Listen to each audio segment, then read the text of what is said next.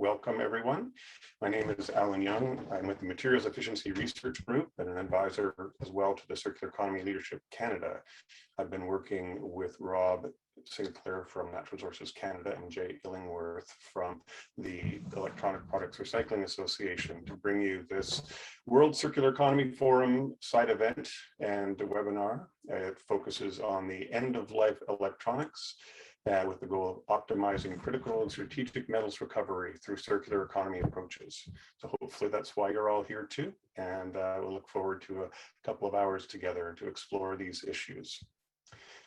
Before I start, I want to begin with an Indigenous land acknowledgement for the traditional territory in which we work and live. Since we're online today, a singular acknowledgement doesn't really capture our distribution across many locations. For me, in Prince Edward County, I'd like to acknowledge my presence on the traditional and unceded territory of the Anishinaabe, Wendat, Haudenosaunee people, and adjacent to the Mohawk community of Tyendinaga.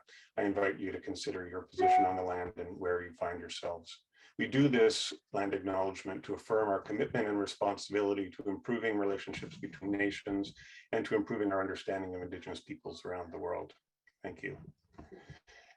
This side event has been co-sponsored and co-organized with Natural Resources Canada and the EPRA.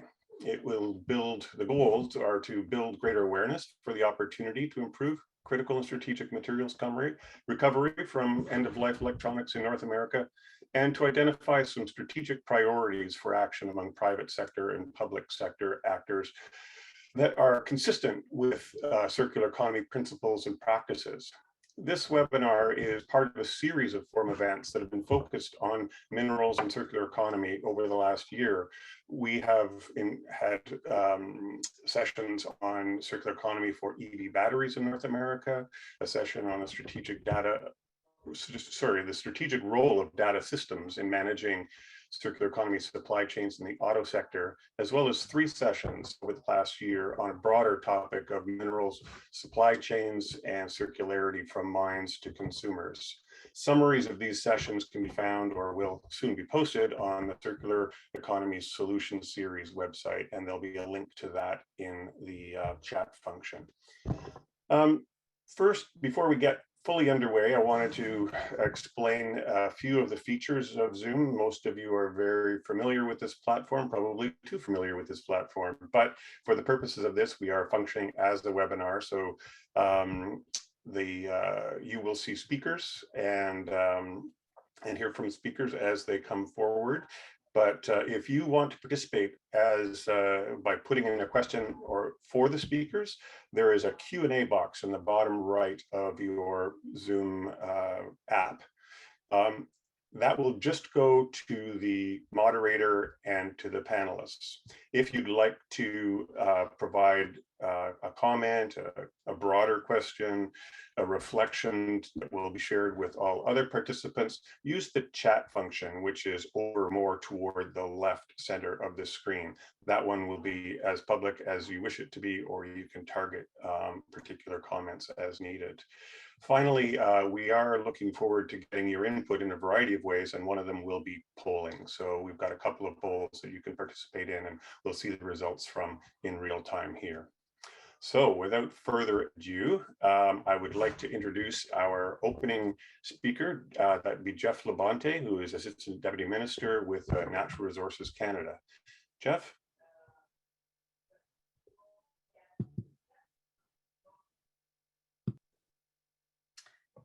Good morning, everyone, and thank you, Alan, for the opening introduction, and thank you for the opportunity to address this webinar and everyone who's taken the time out of their schedule to engage in the discussion on the circular economy for the end-of-life electronic devices. I'm here from Natural Resources Canada, and a pleasure to be a host and to help contribute to the conversation with those other sponsors who are making their time available today. Government of Canada has made it a priority to create a stable and secure supply of critical minerals that meet the rising demand for economic sectors across Canada's economy and those around the world. From clean technology applications for batteries to magnets and solar panels and wind turbines to supply chains related to security, consumer electronics, the topic of today, agriculture and medical applications, critical minerals and the need for minerals is an important part of these supply chains and the production of these goods and services for businesses, citizens, and communities around the world. The focus today and the intent in this space earlier was to make the connection between the source of the materials, where the materials come from, and of course, making the most use out of recirculating, reusing, repurposing those materials as they reach the end of their life or throughout their life cycle process. On critical minerals, Canada in the last year has released its list of critical minerals. There are 31 different minerals, many of which feed the supply chains that end up in consumer electronic goods and that are used around the world. The efforts to look at critical minerals from a much more strategic lens is an effort to increase investment in mining and the development of primary supply, but also building international partnerships and supply chains and building out as well the circular economy aspects of reusing metals that already exist and minerals, materials that are already in the economy. All of these are going to be needed as we move forward into the future.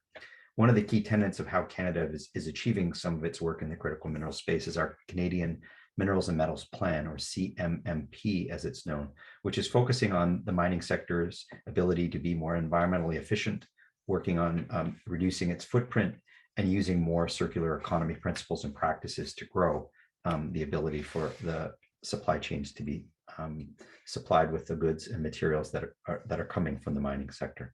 As an example, we are delivering the Mining Value from Waste initiative to reduce the environmental and social costs of mining waste, some of which can be repurposed, some of which can be reprocessed, and some of which is to extract the minerals and materials from existing goods. All this is to say that there's a great opportunity to connect the dots between our CMMP and the World Circular Economy Forum, and all of you who are on the line joining today and throughout your work into the future. It's a tall order to have the discussion today, but it's also a great opportunity. And despite global disruptions related to the COVID-19 pandemic, our transition to the clean economy and to a much more advanced economy has accelerated, as has our use and the ability to use webinars as these and new tools and technologies. The demand for the materials and minerals that grow these supply chains has been rapidly increasing and is forecasted to continue to increase. Circular economy principles, including product durability, reusing product components, and recovering metals from electronics, will be a key component to meeting that supply and that growing demand growing into the future.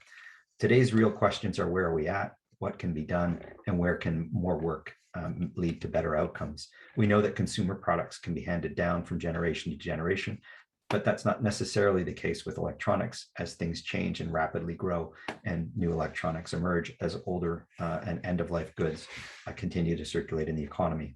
With technological advancements and always improving product design, electronics can become more obsolete.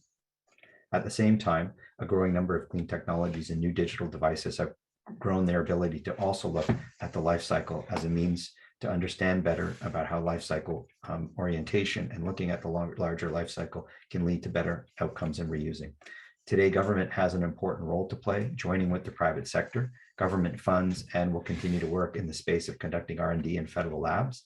Agencies like our Sustainable Development Technology Canada, which is one of many that would exist in other countries around the world, are supporting industry innovation to make use of recycling opportunities and to looking at processes and other ways to harmonize the work that's happening. At the same time, regulation and regulatory efforts are happening in different data and policy agencies to help bring a better focus and better opportunity to look at life cycle efforts.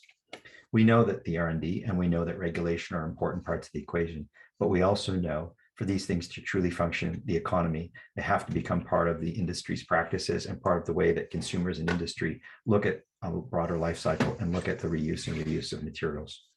Today, we hope that the seminar today will help bring some insights and some views on these questions: which critical minerals are recoverable, how big is the opportunity, what are some of the challenges, and what are some of the paths forward. So I want to take this opportunity to thank everyone again, and thanks for the opportunity, Alan, to make a few remarks at the beginning of the seminar, and I wish everyone well. Thanks very much. Thank you, Jeff. Getting us off to a good start and putting the context in where all actors, private and public, can play roles. Before we go to our next speaker, Dan Reed from the Responsible Business Alliance, I would like to start off with our first poll, which will be asking you, what do you see as the primary obstacles, most important obstacles to be addressed in advancing the circular economy for critical minerals recovery and end-of-life electronics? So Victoria, if you can put up that poll, and we'll encourage people to just quickly make a choice. Thanks very much.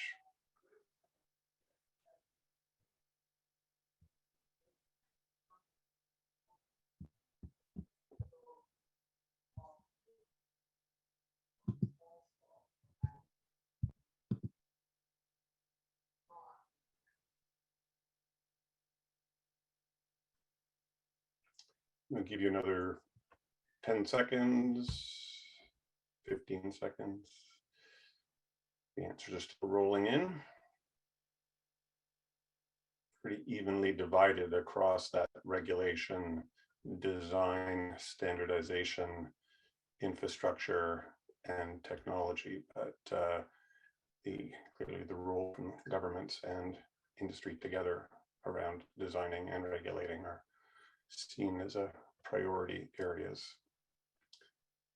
We wanted to avoid giving you an all of the above cop-out because we are looking for priorities, but we fully understand that this is an integrated set of problems and challenges. So it is interesting to see that that full suite of issues and challenges are available. So I think we can stop the poll there, and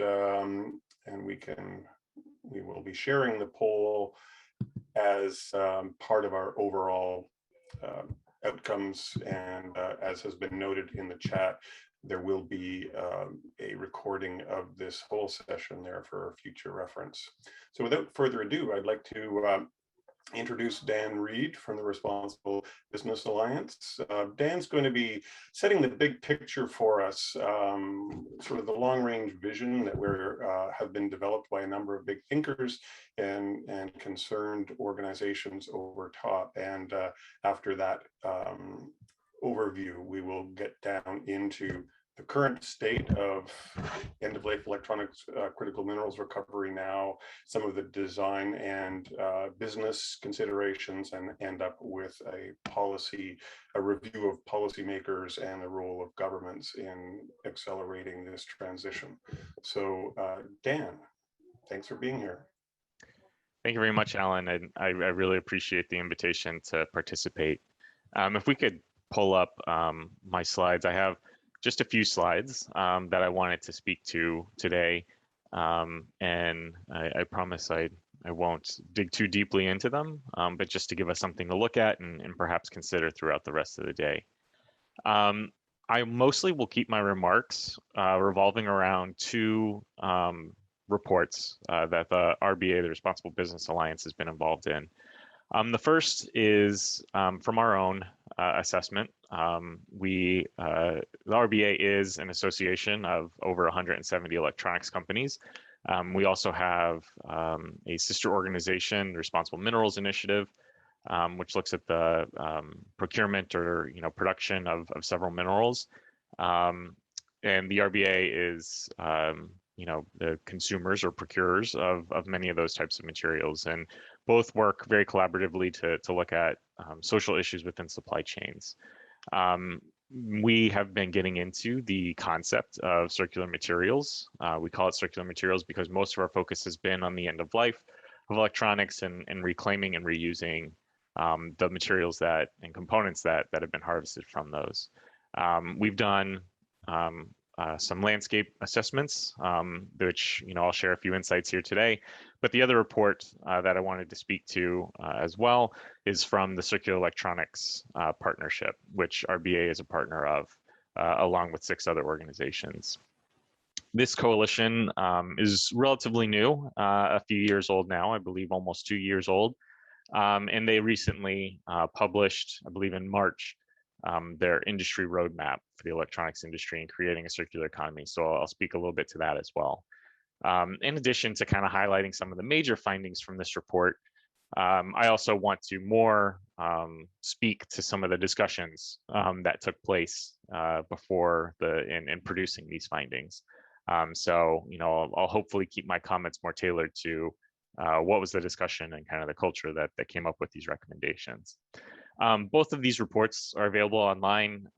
If we could share the links to them in the chat, you're welcome to pour through them. Hopefully not now, but if you need some light reading over the weekend or something, I really do encourage you to take a look at them, particularly the roadmap as it is very succinct and well written. Next slide, please. And so, it wouldn't be a conversation about circular economy without throwing some circular diagrams up as a visual. I would say, this isn't anything too unique about this one, but it is ours if we need something to reference. But I'll echo many of the points that Jeff just made in setting the context for us, and perhaps provide a little bit more context in terms of the circular economy. Certainly, a circular approach has a lot of appeal to users, manufacturers, and product producers that use the materials that can be reclaimed. The appeal is obviously pretty broad. It creates nice stories, and in the sustainability space, it reduces environmental footprints, makes more sustainable products, is a differentiator for business. But in a lot of ways, and trying to tie it more closely to critical materials, it also provides a sense of supply chain resiliency. It can decouple your supply chain from some geographies, perhaps some methods. It can provide some level of perhaps greater assurance to some social and labor challenges within supply chains. And so for all these reasons, there is an appeal to try to reclaim, obviously, these critical materials that are within products. Next slide, please. And still with that, even despite all that appeal, there's still quite a bit of hesitancy to get involved, right? To just jump right in. Otherwise, it would have happened decades ago. And so, the RBA set itself out to ask many of our members, both within our membership as well as the Minerals Initiative membership, to say, what are the challenges? If this really is such an appealing prospect, why aren't companies and entire value chains really jumping into it? And so I'll highlight just a few of the findings, again, from our materials landscape assessment report. But this one I thought is kind of one of the most interesting and straightforward. So the question was, what are your perceived risks and benefits to engaging in a circular supply chain?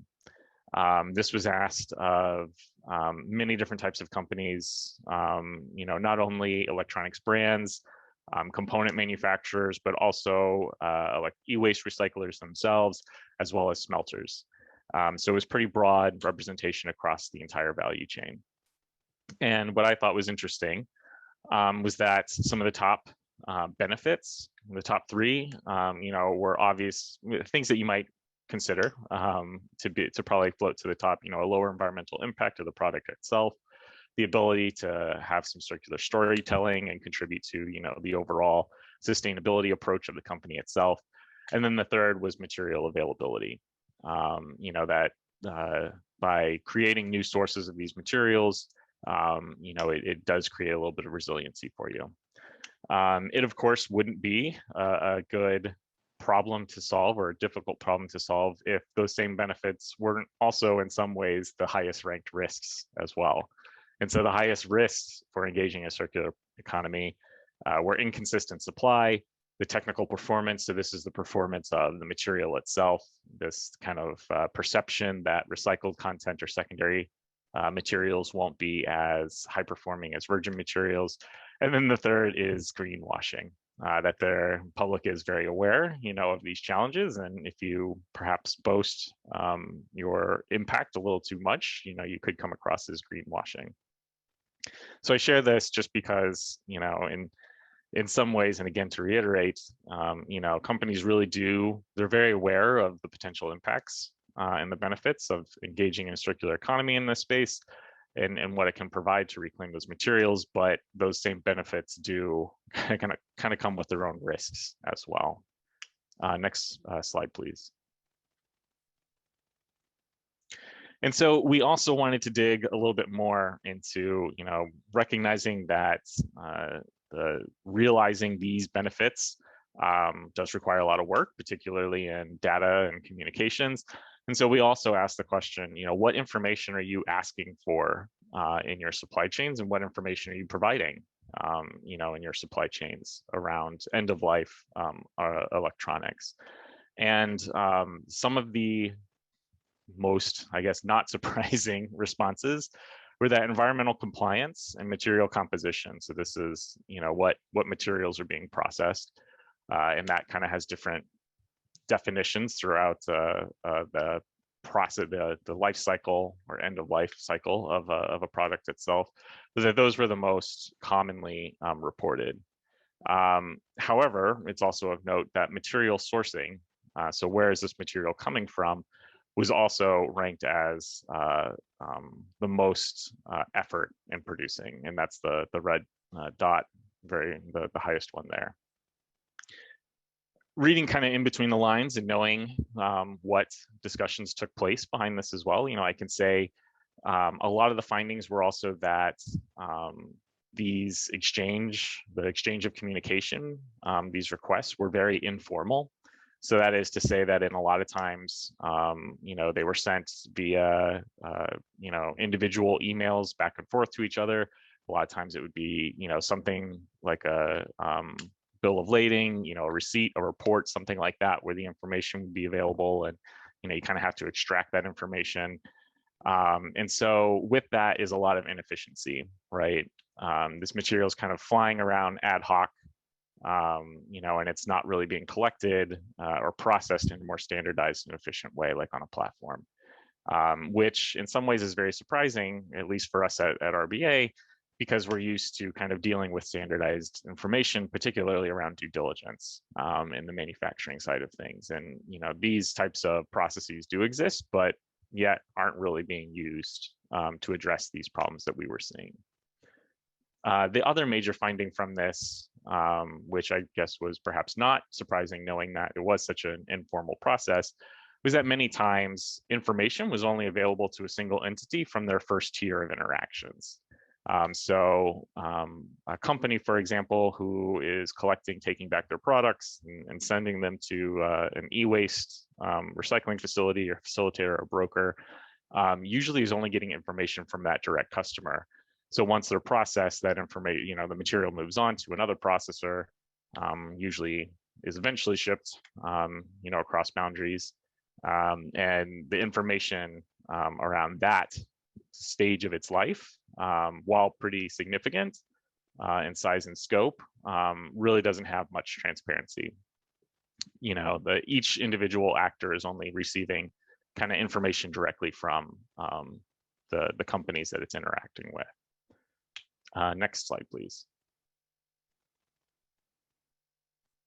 And so I want to shift and present some of the findings that I think would be of interest to this group from the Circular Electronics Partnership Roadmap. And the Circular Electronics Partnership looked at all aspects of a circular economy, including product design, consumer take-back, procurement standards, shipments, and things like that. But RBA led the discussions in this group around end-of-life processing and scaling secondary material markets. And so as part of that, we facilitated a lot of dialogues and workshops with a number of companies. Many of them were from the electronics producers and manufacturers, as well as recyclers. So still quite a large representation. And these were the 6 roadmap items or action items that they recommended, for the industry to resolve, that would help, kind of move forward in this part of the circular economy, supply chain or piece of the pie. The top 3 are relatively short term. It's really focusing very much on creating some early consistency and efficiencies. They're focusing a lot on data standardization, consistent EHS, that's environmental safety and hazard communication standards, and then also just standardizing the way that we're talking about that material and exchanging it. So seems like pretty critical, but relatively concrete kind of things to achieve. And then the bottom three are really looking more long term.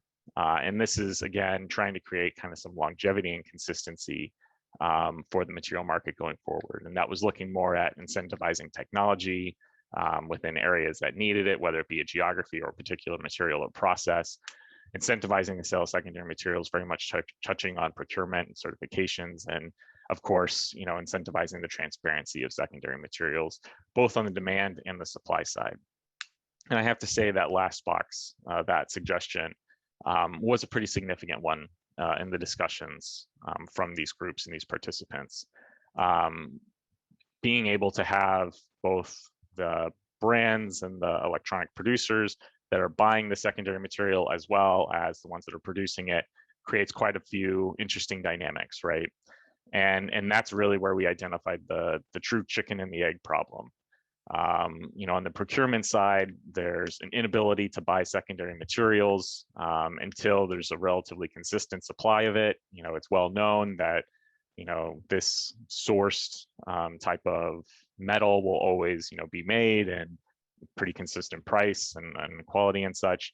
And then on the producer side, so those that are actually making that secondary metal, there's a real inability to invest in that supply chain until they know that there will be the demand there consistently for that recycled content. And so each is kind of staring the other in the face and saying, prove to me that this is going to happen over the long term. And obviously that's a difficult thing to broker.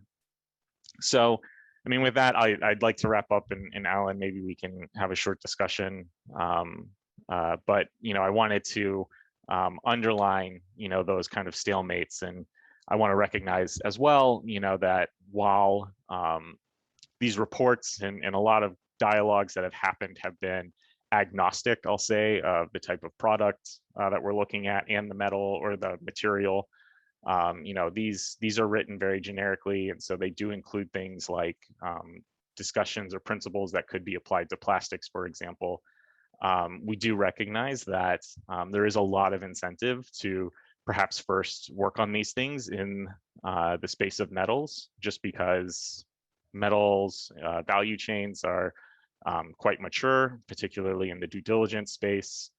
As I alluded to before, there's lots of kind of platforms and standardizations that are already here, and so it seems like a pretty easier wall to break, but perhaps even more easily done around critical metals and minerals, since those perhaps, they do have all that support of the metals industry and the processes and platforms that are available to them, but also have the additional benefits of perhaps some drivers on the regulatory side, as well as obviously the economic side. And so, RBA is working with our partners and our members to tackle some of those projects, those list of 6, initiatives, particularly around standardizing data, transferring that data, those lines of communication, as well as performance around environmental health and safety, due diligence in those spaces.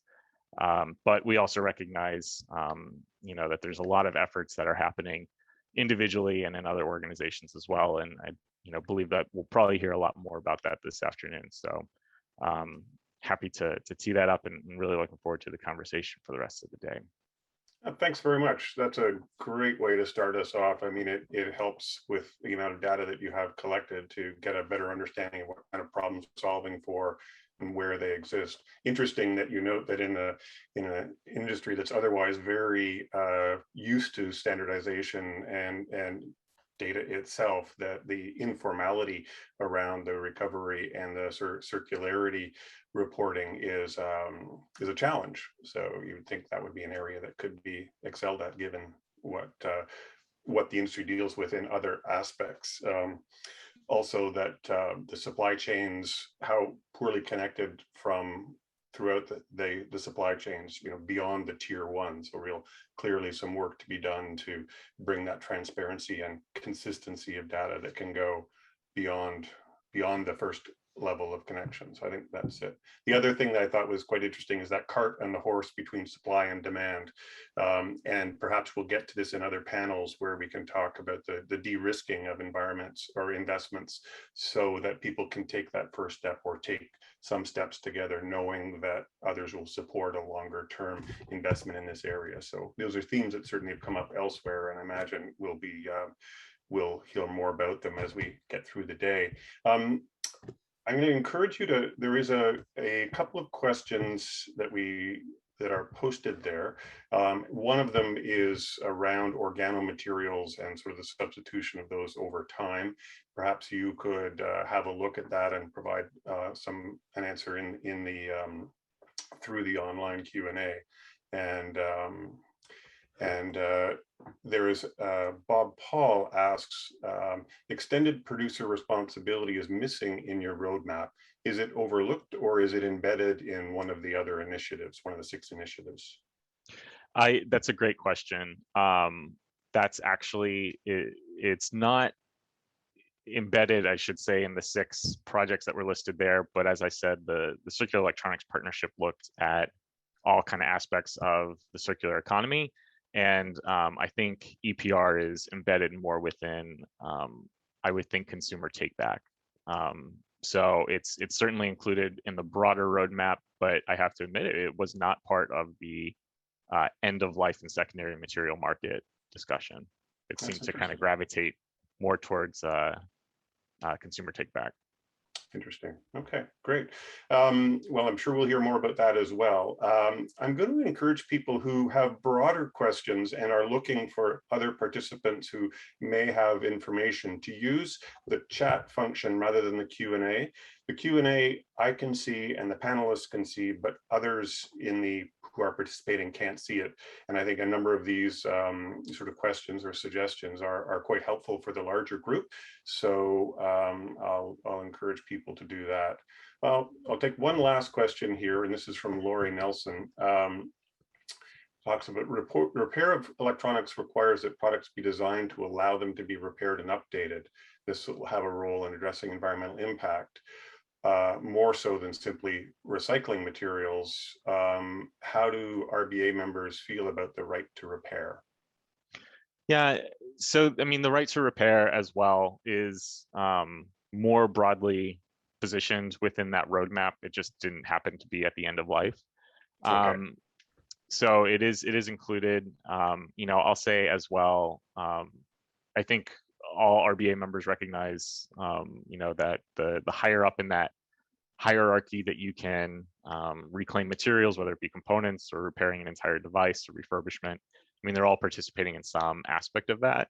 The reason that we have sunk our focus into the actual end and recyclability of products itself is because first, the excessive amount of e-waste and end-of-life products that already exist, and then recognizing that even if we did stop that flow to a trickle, it's certainly growing and will be a problem, no matter how well we're able to repair these things. And so we did want to dive our resources into that aspect of it, but certainly a very important part of a circular economy. Yeah.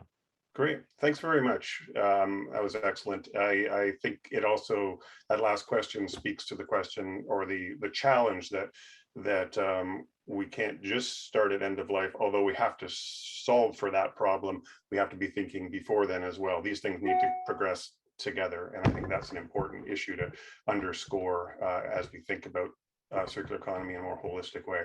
There are a lot of horses and a lot of carts. yeah. Okay, we're gonna move over to getting a better sense of what is the state of end-of-life electronics and the critical minerals recovery in Canada and North America. Alan, do we have you? Yes, we do. Moderating that panel will be Alan Langton. He's the CEO of EnCore Pacific, and I'll pass the mic to him for his session. Thank you very much. Thanks, Alan. I'm just waiting for them to allow me to turn on my video. So I need the host to put on my video. If they could do that, would be great.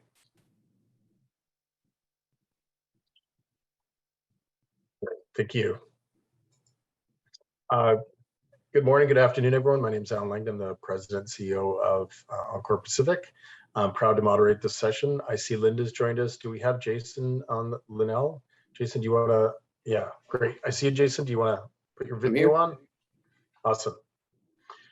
So I'm just going to do a quick invitation, and then I'm going to turn it over to Linda and Jason. So Linda's the Chief Financial Officer and Vice President of Finance and Operations for Electronics Products Recycling Association. Jason Linnell is the Executive Director for the National Center for Electronics Recycling. And today we're going to talk about the state of electronics, end-of-life electronics and CSM recovery, both in Canada and North America. So really looking forward to this discussion. I'm not sure who's going to go first, if it's Linda or Jason. Sure, I'll go. Okay, I'll turn it over to Linda, and then we'll bring back to Q&A after both Linda and Jason had a chance to present. Thanks, Linda. Thank you. Thanks, Alan. And a pleasure to be here this afternoon, actually, and talking about this section here is about the collection and the recovery and how we're getting materials back. And so speaking to Canada and some of the status on the management. So we're very fortunate, as Jeff kicked off and Dan spoke to, we do have across the country, 10 provinces, 2 territories that all have electronics recycling regulation. And this began over 12 years ago with the first ones. And I think when you have that, it's like a foundation, it's a framework. You have to have that initial, we find, government regulation to kickstart this collection and activity. And so, for example, 12 years ago, Saskatchewan province in 2008 began, and now they're enjoying over an 87% awareness that they can, public can recycle electronics, they know where to go, and they're actually participating in a very high accessibility. So having that framework and the regulation in place to prompt industry, to prompt the public, we find has been critical.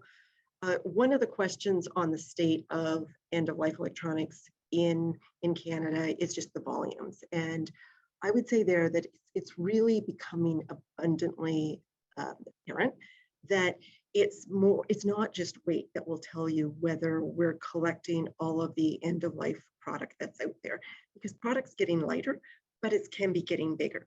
And so this is really driving to awareness of other metrics to say, hey, do we have a program, a regulation and a program in place that's going to keep product out of landfill and going to this recovery of products and materials that we're speaking to.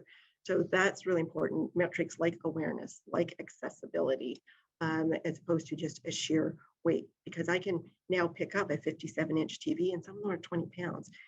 That still needs to be kept out of landfill and recycled at end of life.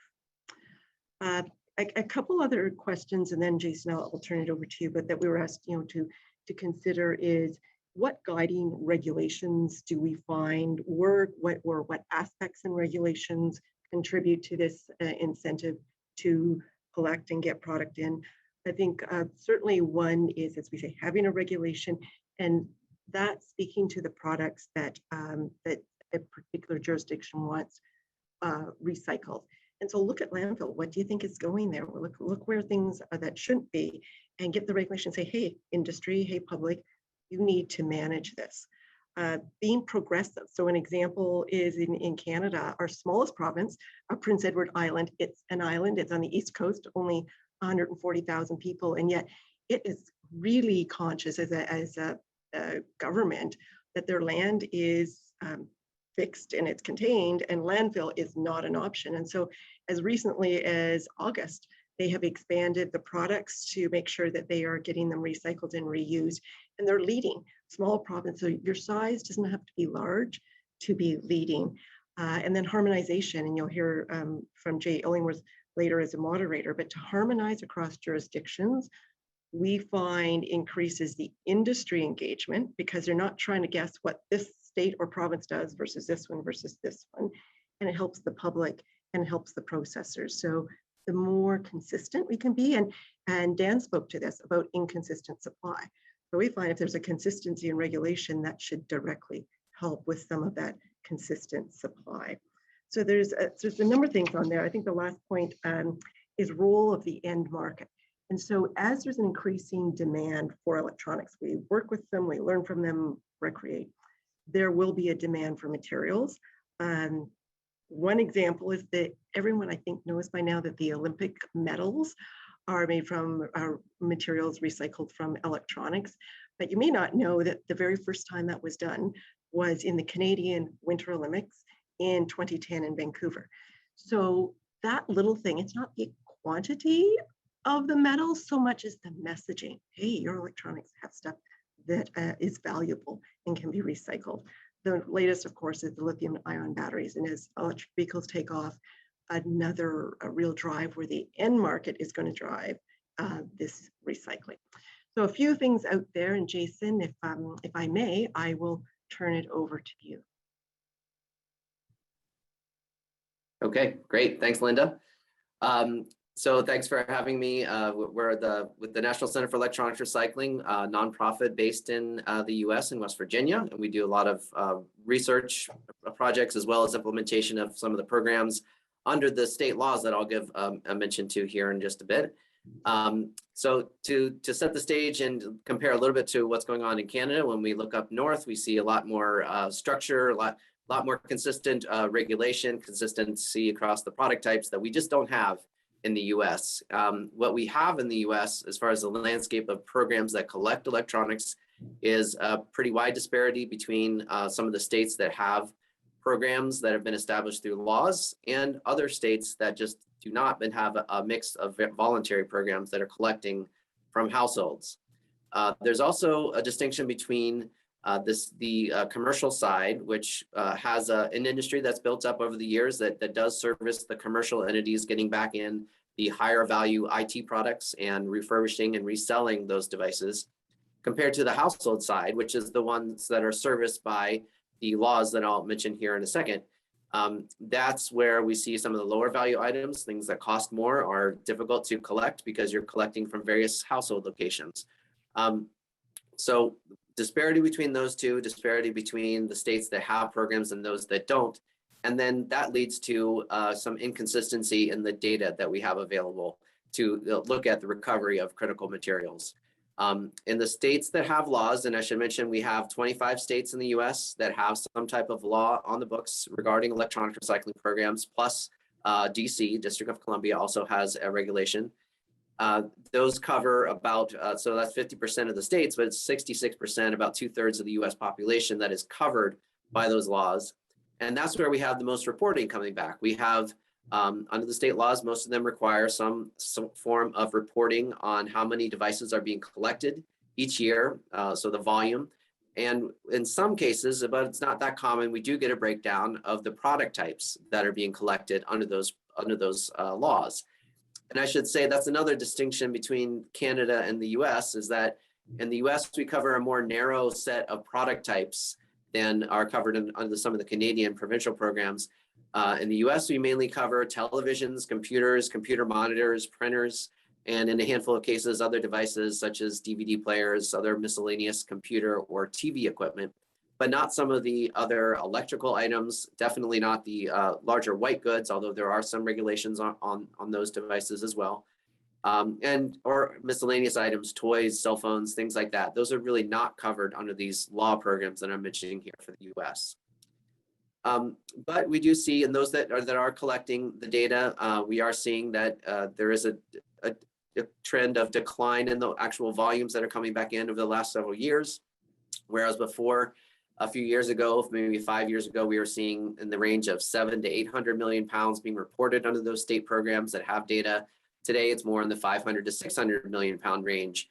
And that is continuing to decline as some of the larger, heavier items that are covered by the laws, like the old CRT televisions and monitors, slowly make their way out of the waste stream, and they are replaced by some of the lighter items, the flat panels, and some of the smaller computer devices, such as tablets, that are starting to come back in more. So that presents a challenge for managing and knowing how much of the materials would be available for collection and for recycling. In terms of material content tracking, how are we doing on that? Under those state law programs, it's pretty difficult to get much more data than just the total volume coming back in. We know how many pounds are coming in by these programs. Not very much on the types of products that are being returned, because that's an additional step for the recyclers to take, to segregate out the product types and tell us how much is coming back in of each different type of device.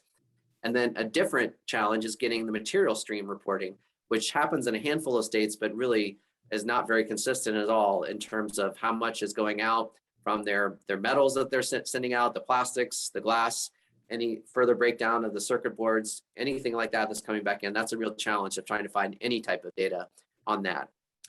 But we have had some work. There has been some research that's been done, notably from Rochester Institute of Technology has done some research estimating some of those key components, trying to figure out, based on past sales and doing some material composition research, breaking down the different common types of the devices, how much of different materials would be coming back in today if we did have a complete set of reporting. And they show, not surprisingly, what would be coming back into a lot of these programs today would be mainly dominated by ferrous metals, plastics, CRT glass. That's still a very, at least on the weight side, that a very dominant volume that's coming back into these programs. But it's difficult to measure anything else, to get down to a more granular level and know exactly how much that we have available from different material types. So that's a quick overview of the US and what we have available. Just to go back to the regulation side, on the federal level, we don't have an overarching program. That's why we have all these state programs for electronics recycling at the US at the state level, and only 25 have passed them. We haven't had a lot of new states. We haven't had any new states pass a law since about 2014. There are some that are introduced every year, but very few go very far in the last 5 or so years. So it's difficult to see when we'll get too many more states. But there are some activities, there is some regulation at the federal level on how do you handle and manage CRT glass, for instance, or mercury containing bulbs. Those are other things that have some federal regulations. But on the sort of overarching program side, that's really left up to the states to develop programs, or even at the voluntary level to develop systems, such as at local governments funding their own programs based on fees or based on the revenue that they have, or voluntary manufacturer and retailer recycling programs that are available, which are pretty common across the US. But again, if you're not in an area where those are available, there's sometimes very little opportunities for you to return and recycle an old device, especially an old heavy CRT, which is something that is commonly wanting to be returned to get it out of your household and stop taking up space. So again, on the US side, we have pretty varied experiences of disparity between some of the household efforts and the commercial efforts, and inconsistency in which products are covered for programs across the states and the ones that do have laws. So I guess I'll turn it back over to Alan and Linda. We can have a discussion. That's awesome, Jason. Appreciate that presentation, and Linda as well. We have a couple questions coming up from the audience, but I thought maybe I just kick it off with one question, which is, what do you see as the major challenges? You both have talked, Linda, you've talked about volume as being a challenge. I think, Jason, you really focused on some of the challenges on reporting and collecting information. So maybe either expand on those, or maybe talk about some of the other major challenges facing those who collect end-of-life electronics across North America. Sure. All right. I'll offer an additional one and include, in addition to that, lightweighting, Alan. And one is just confusion. And so if you're in your household and you're going to a drop-off location and you're not sure, okay, does my printer go in but not my clock radio? And does my printer clock radio, but is a toaster oven included? And so I think that's it. And so if it's not regulated and obligated, people will end up bringing it to a depot and they'll drop it off, and then the depot person is sort of stuck because they have the waste, but they don't have that avenue because of the lack of just fundamental regulations saying, hey, this should be recycled. So I would say that is one of the other pieces that we hear from our depots, is that if not all of the product coming back is regulated, they're kind of stuck and it's a cost. Jason, do you want to add? Yeah, sure. I'd echo that. Yes, some confusion about what can be returned and where things are covered and whether they're not, and if there's a charge to them or if they're collected for free. There are many programs that do have a fee associated with drop-off in the US. And then just on top of that, I guess the sort of lack of collection opportunities. You can live in an area, there's wide areas of the US where the closest location to you may be many miles away, 50, 100 miles away. It's just not very accessible in some areas of the country. So having more collection opportunities, but then having more consistent opportunities would be helpful for getting all of these things, getting consistent volumes, getting better data. All those things would be helped if we had more collection opportunities, but it's also chicken and egg problem too. You need to have established recyclers that are willing to take on those collected devices and have a consistent program that makes sure they're moving through the recycling stream and getting to appropriate downstream markets. I think those are both good points. And in terms of the consistency of the program, it's something we hear all the time. It's difficult for people to take on that job of collecting the material if they end up having to, pay for the cost of disposing of 10 or 25% of the material being brought in by consumers, both in electronics and other programs. That kind of gets me to my next question is, what could governments do to help enhance industry-led electronics recovery and processing? Maybe Jason, I'll get you to start in terms of responding to this one. Sure. I think on the government side, it's a little bit of a challenge, at least in the US, having consistent and harmonized regulations so that the manufacturers, I should say, under the 25 state laws, they are EPR programs. So the manufacturers are paying for the cost of those recycling programs on varied bases. They sometimes pay based on the sales that they have into the state. Sometimes it's based on some combination of sales and returns. So it's very inconsistent. So having some type of consistency would help so that they would know how to work in those markets, and also for the recyclers as well. So they would know whether it's based on handling procedures, whether it is the markets they're able to send to, and promotion of some of those in markets would help as well, because there are cases we've seen where recyclers take in material and they have a hard time finding a home for them once they've taken them in. So encouraging market development on some of the more problematic downstream materials would help as well. And then sorry, go ahead. Yeah, thanks, Alan. I would just add on the carrot and stick. The carrot, of course, is awareness and accessibility. And I think on the stick side is landfill bans. We really found that in the jurisdictions, if I cannot throw it out and take it to the landfill, it causes a person or a company to pause. It's like, okay, there's got to be another alternative. What is it? And then they get it to a drop off in a recycling location. So I would really advocate for a landfill ban, again, as a fundamental. Yeah, and I think a landfill ban where you already have an existing program in place, so that there are actual options. So it's pushing consumers to those options. I think governments sometimes can make a challenge for themselves by instituting the ban before the program is set up. But I think once it's there, stick, yeah, carrot and stick. So in terms of the other thing that we talk about when we talk about end of life, is really, it's particularly in places where we have more consistent or long-term programs, is just the opportunity to innovate. And I wonder if either of you can point to an example or two of innovation in the recovery of key materials from end of life, because both the market, both the materials have changed over the last few years, as well as the techniques and the opportunities to recover those materials. Either one of you want to start? I'll offer a couple, just being out at processors lately. When you think of the fine minerals like gold and silver, they're really improving the technology in a processing plant to capture the dust. And I know it sounds small, but capturing the dust, and then you can filter the gold and the silver and things like that. The lithium ion and the recognition that lithium is being mined and it's just going to explode in terms of the demand. And seeing the lithium ion processors, battery processors is powerful. And then plastics, and depending on time, we have a question on plastic. There's a lot of innovation on plastic processing. Yeah, I was going to bring up that one too on plastics. A lot of work being done on how to effectively separate the plastic streams, get them to the markets in a more clean fashion, clean material stream that's going downstream. So a lot of recyclers are working on that. And just the other one I'd mention is on mercury bulbs. We have it's kind of a legacy product now, but they're the first generation of flat panel displays included the mercury backlights. If you've taken apart a flat panel and seen them, they're very small. They can break very easily. And for most recyclers, that's been a manual process to remove them, make sure you don't break them, and then put them into specific storage containers to send them downstream. Some recyclers have worked on more mechanical processes for that, trying to capture the mercury, so there is no release of mercury, and you can still send them through your mechanical streams. You don't have to take the time to break them down by hand and separate those in a pretty arduous process. So recyclers are looking at those ways to make sure they're able to get those through their systems without having to slow down the process. And that's one of the things that's held them back for many years. Yeah, I think that's great, especially the lithium. I think is such a huge both challenge and opportunity. Linda, I did see the question, so I'm gonna post this because I know we're almost running out of time.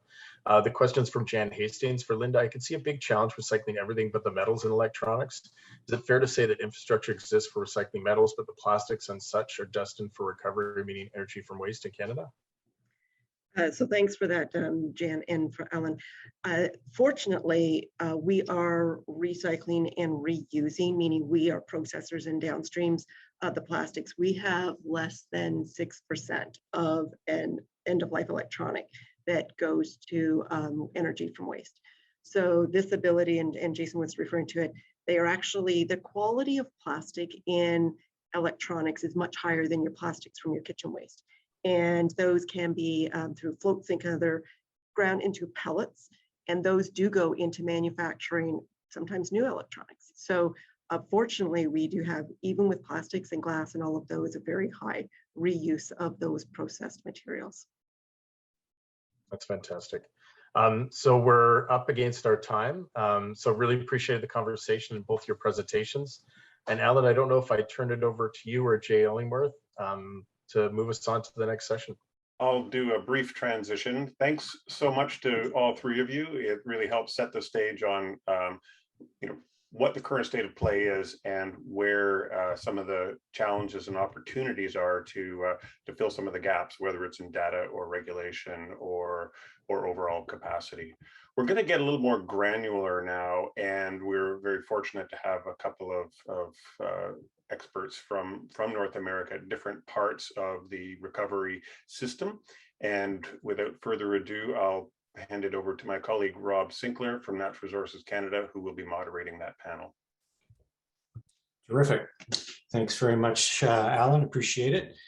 Hello, everyone. Again, my name is Rob Sinclair, and I'm with the Canadian Minerals and Metals Secretariat, which Jeff Labonte mentioned in his remarks. The Secretariat is a federal, provincial, territorial initiative, and it's hosted at Natural Resources Canada, which is where I'm located. It's a very complex plan. The circular economy is in there. It's part of that. And that's why we're interested.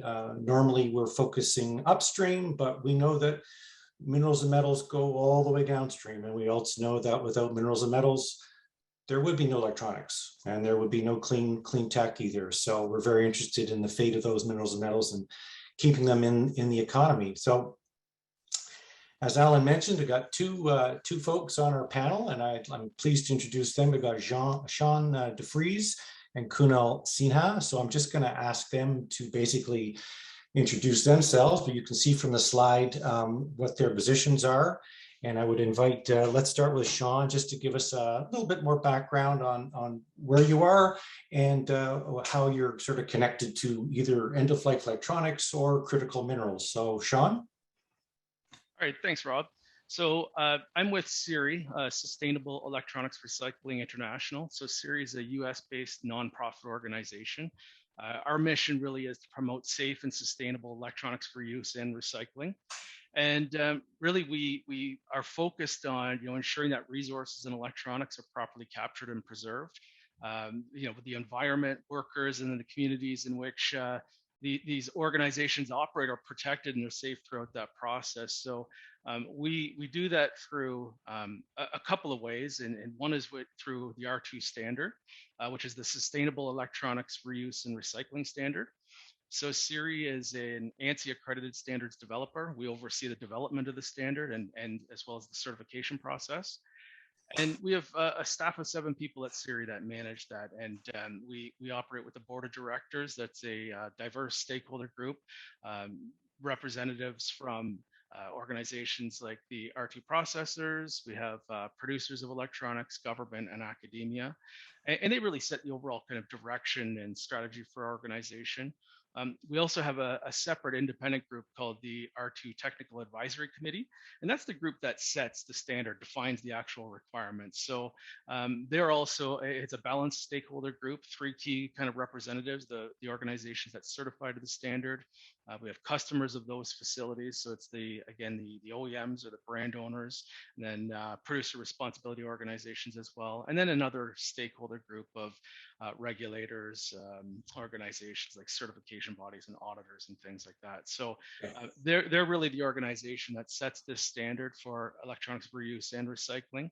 We currently have just under 1,000 R2 certified facilities that are operating in 33 different countries around the world, and 47 of those, 48 actually, as of just short time ago, are now certified to our latest version of the R2 standard, the R2 V3. And so we're currently working with the remainder of the organizations to get them up to this latest version of the standard, and we expect by July 1st, 2023, we're going to have all organizations now certified to R2 V3. Right. Thank you, Sean. That's great. We're going to get into that in a little bit more detail as well. I want to ask Kunal, who's I think in an airport somewhere around the world, joining us. So Kunal, can you just give us a brief introduction of yourself and how Glencore is involved in this? Sure. Thanks, Rob. Thanks for having us. So my name is Kunal Sinha. I'm the head of copper electronics recycling for Glencore. I've been with Glencore about 10 years, various roles. I've been in this role for the last few years. Glencore's been involved in recycling for quite some time. I know we'll maybe get into more details later, but I think one of the important aspects to keep in mind is I think the sort of electronics recycling, it ends at the metal recovery stage where we can extract the metals and put them back into the circular economy, so to speak. And that's why you need smelters and refiners. So our smelter in Canada, the Horn smelter, was the one that sort of pioneered the technology to recover metals from end-of-life electronics. That was several years ago. Since then, it's a very important part of Glencore's business. Glencore is a very large natural resources company. We're a very large copper producer. And most importantly, we were one of the first mining companies to commit to a net zero emissions goal by 2050. So not only is it a really successful, historical, long-standing business, it's also a very important part of our future because to achieve net zero for Glencore, we have 7 defined pathways, one of which is to increase our recycling activities. Okay, fantastic. Well, it's good to have both of you on this panel. One of you focusing on collection and the other one really on processing. So that's a partnership that's very important. So Sean, just to get back to you, I think you were getting into those details, and CIRI is a unique coalition of diverse actors in the electronic waste supply chain. So for those who haven't heard of CIRI before, can you just expand a little bit more on your remarks that you already gave us in terms of what does CIRI actually do? And I know you mentioned the R2 standard as well. So a simple description of what those are would be great. Thank you. Yeah, thanks, Rob. So the R2 standard really is the standard that defines environmental, health, safety, as well as data security requirements for electronics, used electronics, basically from collection to end-of-life processing. So it includes aspects of repair for reuse, but also includes materials recovery at the end, going down to that final point, as mentioned, being the smelter for final metals recovery. So what we're really focused on is ensuring sustainability in that process, as well as safety and data security. And so CIRI as an organization, we really oversee the development of that standard, as well as the certification. So those organizations that want to certify and demonstrate that they meet those requirements. So where is CIRI now? Are you working with EPRA? Are you working with American organizations? Or where's your client base, or so to speak? You know what? We're an independent organization that really just manages the standards, the certification process. We have independent certification bodies that actually do the audits themselves, and so we have a whole host of organizations like different producer responsibility organizations, producers themselves, even in some regulation that will reference the standard. And so it's up to the organizations that are processing the used electronics. If they want to be part of one of those programs, then they typically have to attain that certification, again, through an independent certification body.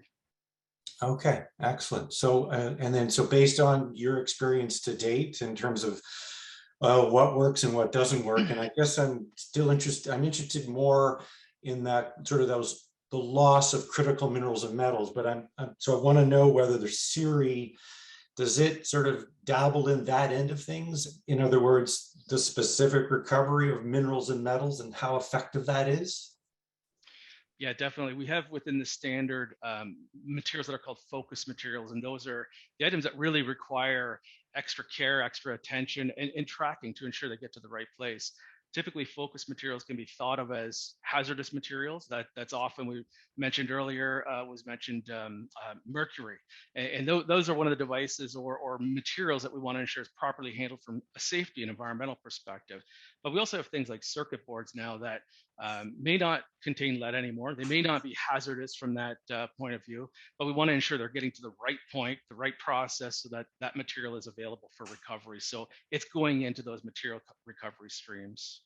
Okay, excellent. Well, Kunal, I'd like to bring you into the discussion here. So as you mentioned, Glencore plays an essential role in electronic scrap in North America. And it's got processing facilities, I believe the ones I'm aware of, in Rouyn-Noranda and Montreal. And I've actually had a chance to tour the smelter up north, but I haven't been to the refinery yet. So I'll have to organize a tour with you sometime on that one. So can you give us a high level picture regarding Glencore's activities in the supply chain, and just to give us a sense of the volumes of feedstock received, metals extracted, kind of a processing for dummies, sort of an overview for us? That'd be great. Sure. Absolutely. But before I do that, I just want to take a quick second and acknowledge the role of Canada in this entire sort of electronics recycling ecosystem, because the research and the pioneering work that allows all the smelters in the world today to actually recover metals from e-waste was sort of done in Canada in the 80s, right? So not to talk about Glencore, it happens to be Glencore, but a lot of support was in Canada. And that's where sort of this started. The earliest model for recycling was, there was a joint venture between HP and Glencore where this sort of started. So fast forward, 40 odd years, and we are here now. So because we are doing this event in Canada virtually, I just wanted to acknowledge and thank for the role Canada plays, both in terms of the folks in our company, as well as the regulators and a lot of people who contributed to really building up this industry. To talk about what our role is, our scale, and how we process the end of life electronics.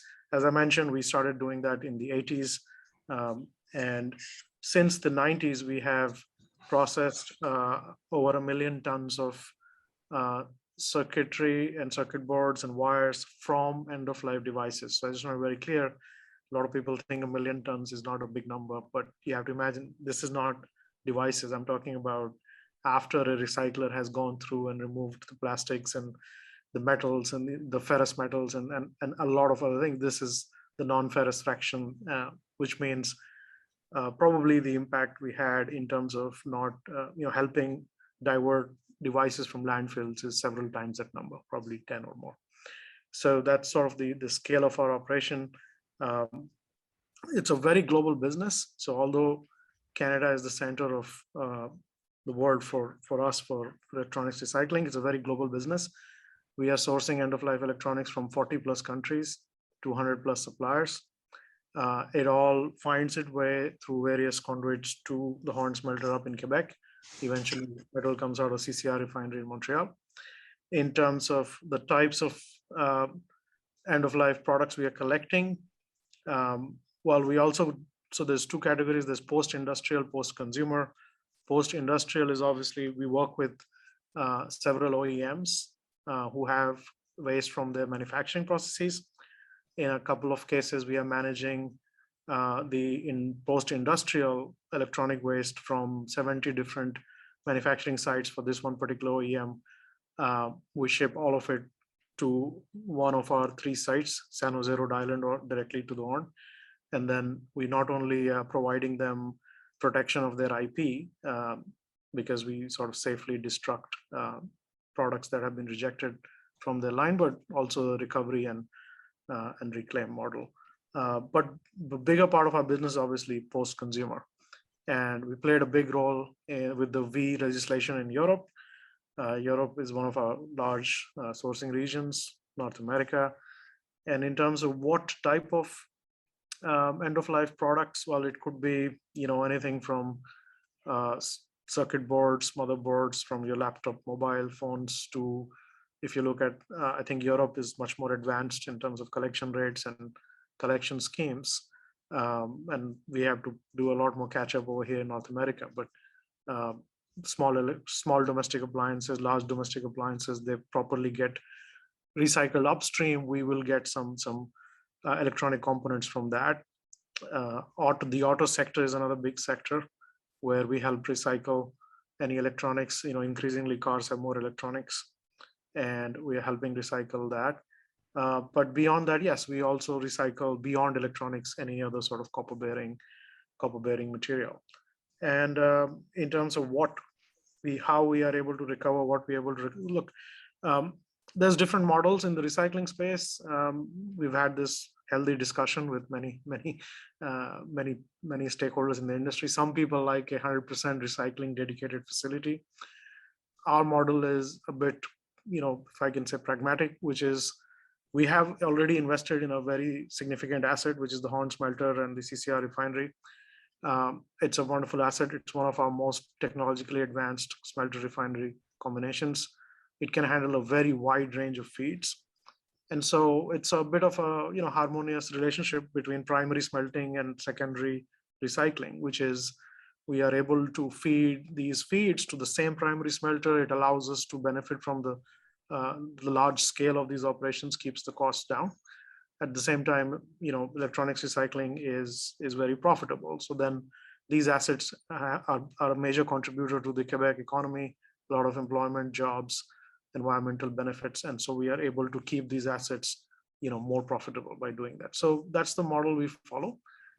So essentially the same process takes in concentrates from a mine as well as the electronics and other recycling. And what comes out is a copper metal, gold, silver, platinum, palladium, nickel sulfate, you name it. So yeah. So the business model, though, is such that the smelter wouldn't exist without the primary feed, and it complements the secondary feed coming in. So if the primary feed dried up, the facility, it might not be economically viable based on just a secondary feed. Wouldn't be enough of it. Is that right?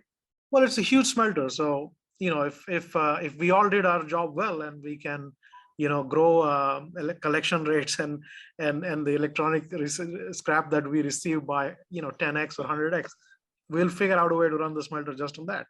So, but just the one little question I had too, in terms of what's extracted and what's lost. So we know the end-of-life electronics have got various critical minerals contained in them.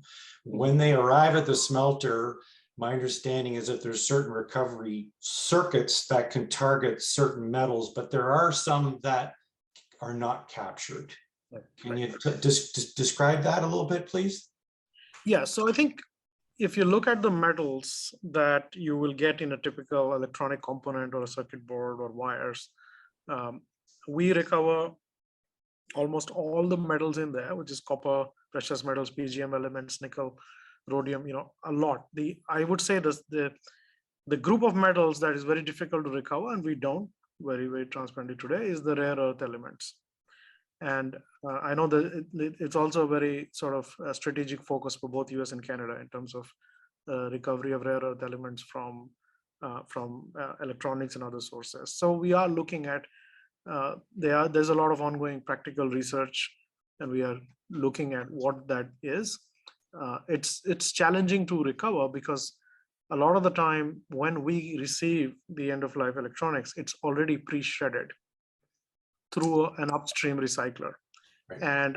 And even for those recyclers, I would empathize. I mean, it's not easy for them today, because the root of this issue, which hopefully is getting addressed with the work CEP is doing that Dan talked about. When you receive an electronic component at the end of life, it's not easy for a recycler to first identify which parts contain rare earths versus copper versus PGMs. And second, even if they can, there's no good automated way to just take it apart and segregate. So, I think at some point you have to look at your costs and whatnot. So what's very pragmatic to do today is shredding, separation, mechanical technologies.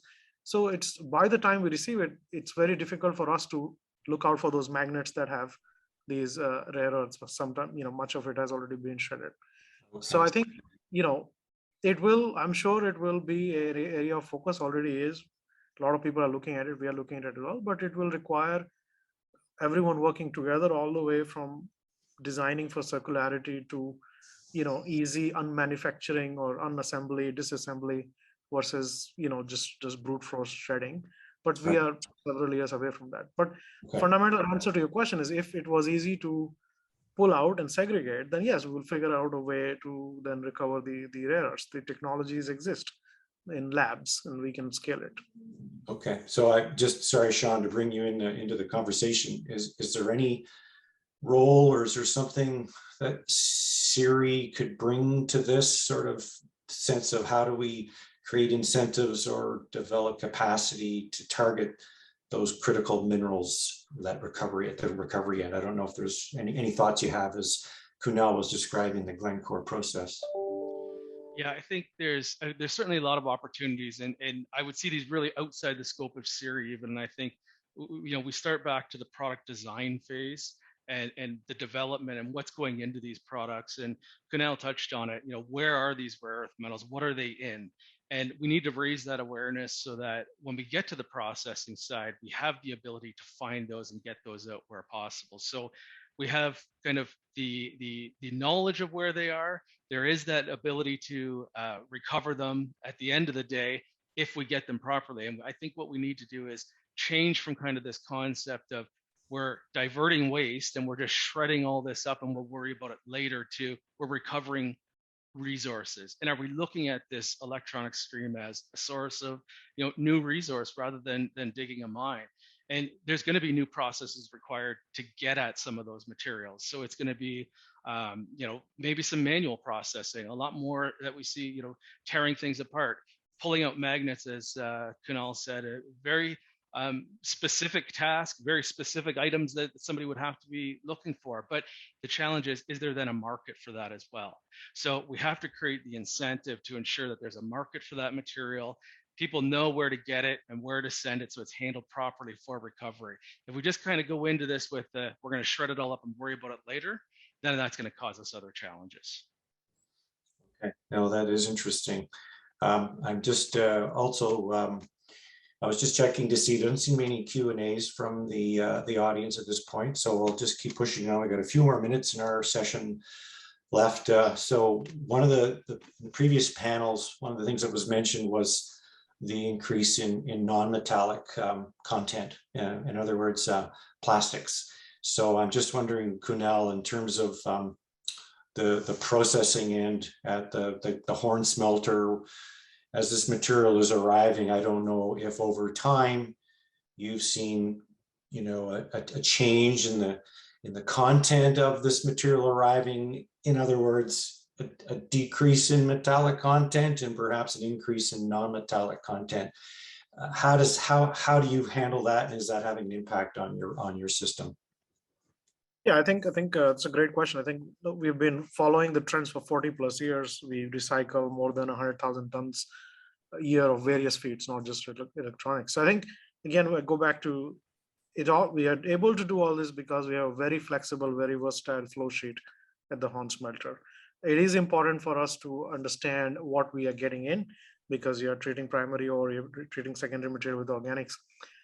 But where we are right now, over the last several years, we have definitely encouraged recyclers that, valid parts of the devices that are good plastics. I think it was mentioned that plastics in electronics is really high quality. We have certainly incentivized recyclers to really separate those plastics where they can be properly recycled, recovered from a plastics recycling process. So we've seen some of that content come down, and that's okay. For our process, we have also seen new recycling feeds that do not have any organics. It's all metallic, right?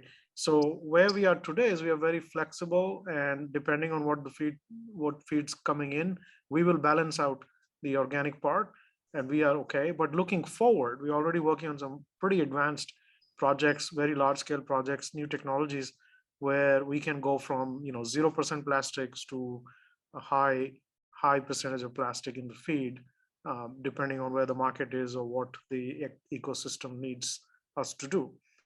So for us, it's not a problem, but we definitely seen that, which is a good thing, that increasingly recyclers are getting sophisticated, and the plastics that can be sent to a plastics recycling process is increasingly being sent there.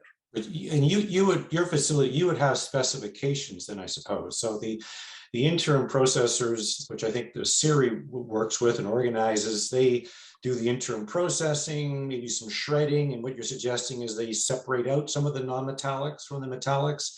And then before it comes to you, does your facility actually have a specification as to that basically speaks to the tolerance that you might accept in terms of impurities in the feed? Yeah, we have. You are dealing with products that in certain cases are classified hazardous. They have beryllium, they have mercury. You've heard about a lot of these things. So we have, because of health and safety norms that we follow at Glencore, there are some very strict specifications that we abide by and our suppliers abide by. But beyond that, beyond health and safety issues, there are some materials that are not good for a copper smelter, and we would penalize on those elements. So there are some that are really hard and fast, specs, and some we sort of motivate folks based on the processing capabilities, what is easy, what is difficult. But yes, we have a spec, and we go through that process with all these cyclists.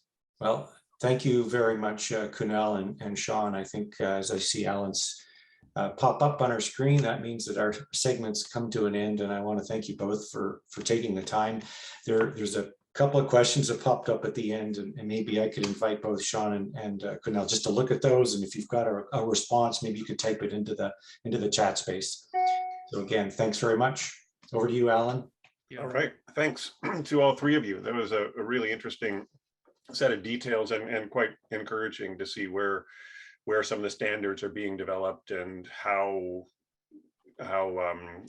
facilities like the Glencore facility, it can be tuned up and retain a flexibility as this field evolves over time.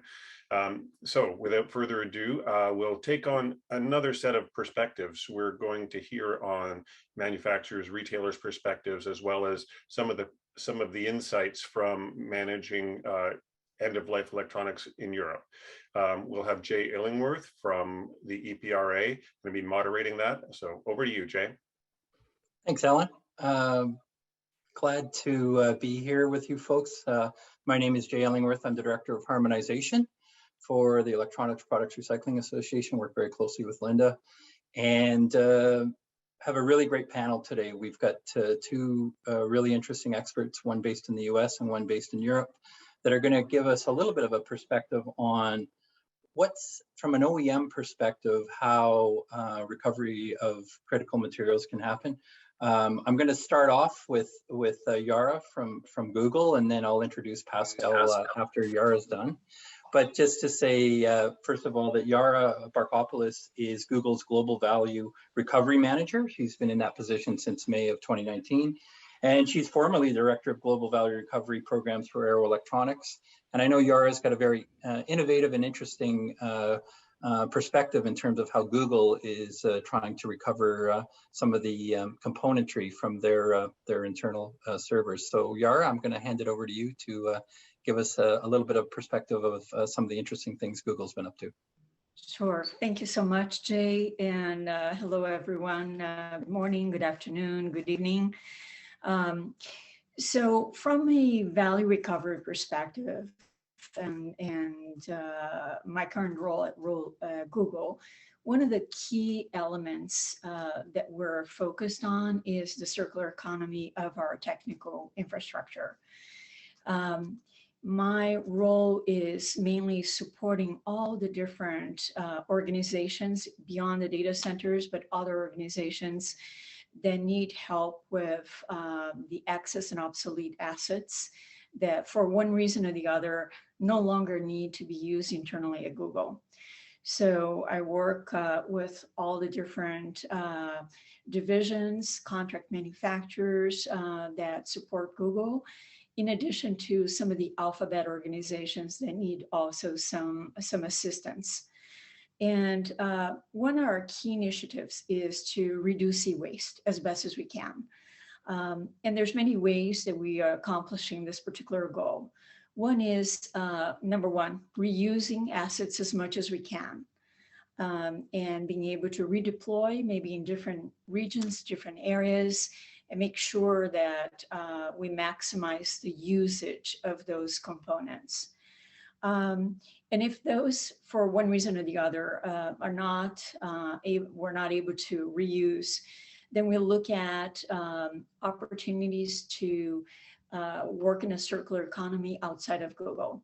So working with global partners to try to leverage other companies, white boxes, gaming devices, etc., that can reuse some of those components to build new machines, new products, sometimes refurbishing some of those components.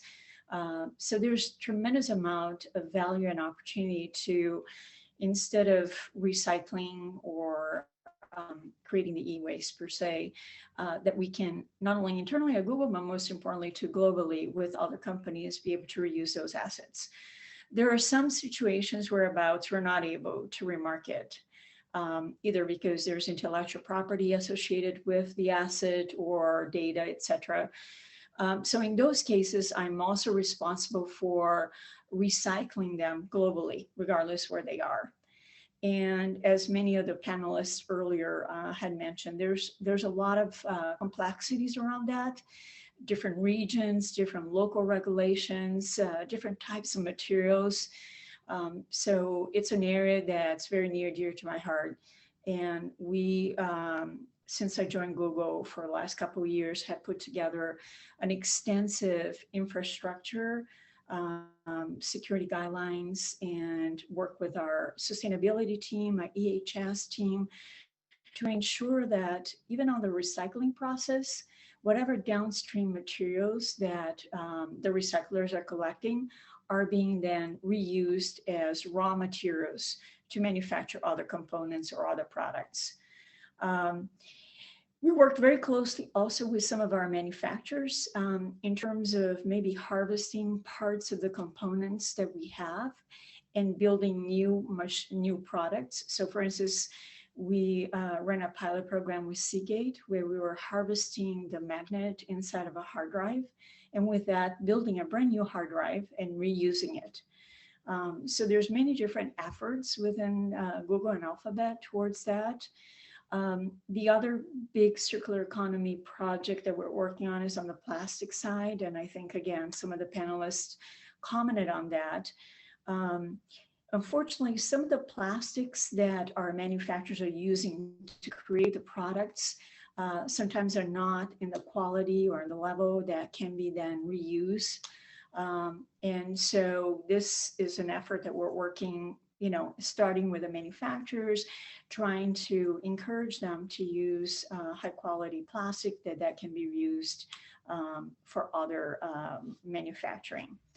So all in all, we've made a significant improvement this last couple of years, but there's tremendous amount of opportunity.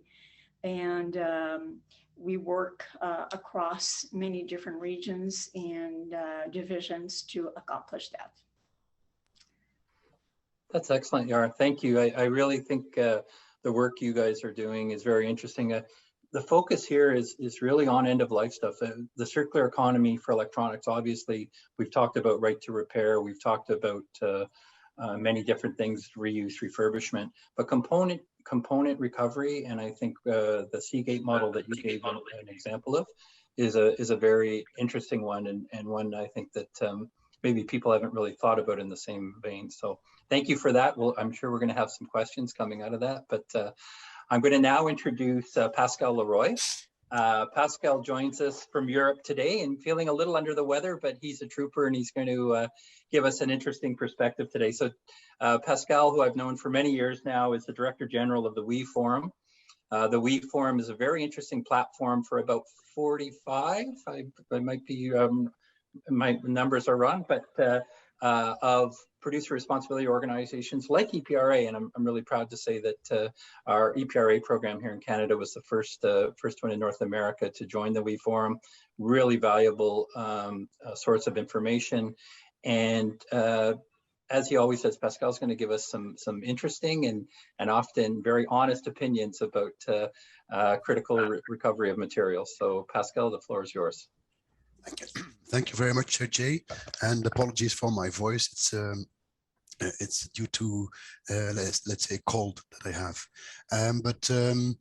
What I think, I've been listening to everything that has been said in the previous sessions, and perhaps it could be interesting for Canadian audience to understand the similarities and dissimilarities between let's say Canada or North America on the one hand and Europe on the other hand.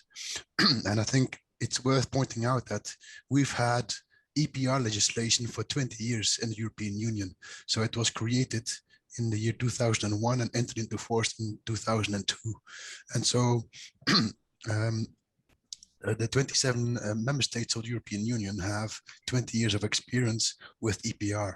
And the main difference with the United States, and this was pointed out by someone, is that first of all, we do have EU law, whilst in the US it's scattered all over the place.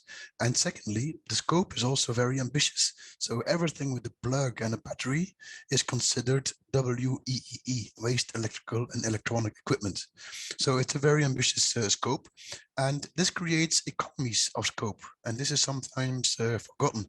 If you create a network, a collection network, it makes sense to have many products being covered, because someone said also previously that citizens are confused. Can I bring back this? I think it was Linda Kitamura who said, people are confused. Can I bring back my hairdryer but not my toaster? And so if you have a broad scope, you don't have an issue like that. And so that's very convenient. And as I mentioned, convenience is also to have the collection point as close as possible to your house. And this is something that we have been able to develop in the past 20 years. And it takes time, of course. Of course, Canada is much less densely populated than the European Union, but so it takes even more time. But producers were made responsible for the end of life of the products that they market. And this means also that they had to negotiate take back responsibilities with retail and with municipal collection points and what have you. And then also they had to run consumer awareness campaigns. And in order to learn from each other and to, let's say, identify best practices, they created the WE Forum, which I am leading, in the year 2002. And so initially we were 6 PROs, producer responsibility organizations. They are all not for profit, all mandated by producers. And so they learn from each other. How can we improve collection whilst at the same time, let's say, reducing costs? And I'm very honored that EPRA joined the WE Forum a few years ago. I think it's very important also to have the North American dimension in our great association. But perhaps coming back to the WE legislation, we call it WE in the year 2002, is that it was actually created as a solution to a linear waste problem. Because the authorities thought that make the producers responsible so that municipalities don't have the costs. And secondly, let's also create an incentive for producers to design their products better, to have a more eco-design products. And these were the two objectives of this EPR legislation. And another aspect is that we have in that legislation, in that directive, we've got ambitious collection targets also. For example, you need to collect 85% of the volume that emerges, that arises in a market. There's not a single member state in the European Union that reaches that target. We did research on this recently, and so that's not an issue of concern. And not only collection targets, but also recycling targets. For example, you need to recycle X from a large household appliance, or from a small household appliance, or from ICT equipment. So, but of course, there has been great efforts from producers community. I think we really have to mention this because, for example, I've been speaking to many conferences the past couple of days, because tomorrow, by the way, is International E-Waste Day. I hope you all beat the drum. It's an event actually, or it's a day that we host. And at all the conferences, I point out that globally, the e-waste that is actually documented, that's collected and properly recycled, is only 17%. 17% of e-waste is documented as recycled. In the European Union, it's 55%. And that's thanks to the continued efforts of the producers community and the PROs. Of course, there is this legislation, but I think it just underlines the importance of making that effort. But what I wanted to point out, I think it's also relevant for your audience, is that at some point there was a spike in the prices of many critical raw materials, or including the rare earth elements. And that was in the year 2011, if I'm not mistaken. And all of a sudden, we started to discover, because it was China that closed its borders towards the rest of the world. And all of a sudden we discovered that we were dependent on countries like China for many elements, for many materials. And for example, rare earth elements, a country like China is sitting on 98% of the supply of rare earth elements. And but then there are other countries like Congo, where they have a dominant position in the supply of cobalt, which you need for batteries. 60% of the cobalt for batteries comes from Congo. So this creates, all of a sudden, we were in a crisis situation in the European Union, and we created a number of initiatives. And the main one was the Raw Materials Initiative. I think it was 2012 or so. And we started analyzing the dependence on the third countries. And that's when we came up with the list of critical raw materials, CRM. So a critical raw material is important for the economy because we go towards decarbonized economy with wind turbines and solar panels. And at the same time, that supply is risky because the supply comes from country where a war is taking place, or where that is actually a dictatorship. And so you cannot rely, of course, Canada is not on that list. Canada is considered a key ally to the European Union, as is the US, of course.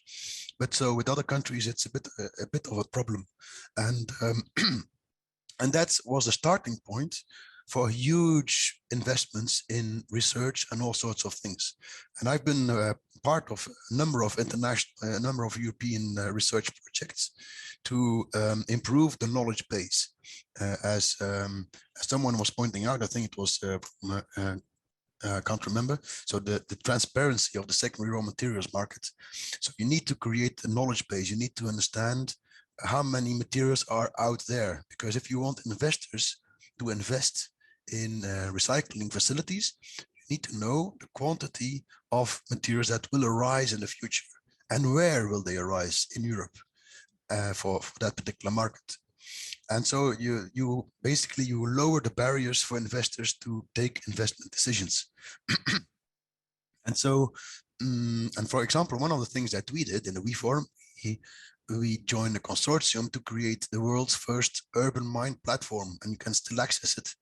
urbanmineplatform.org, I think it is, or .eu, and you can actually go to the estimates of how much cobalt will arise is sitting in the urban mine and will arise in the coming years. Because if you know the lifespan of a product, you know when the elements will arise in the future. So you have it for elements, but also for components, also for products, and also for flows.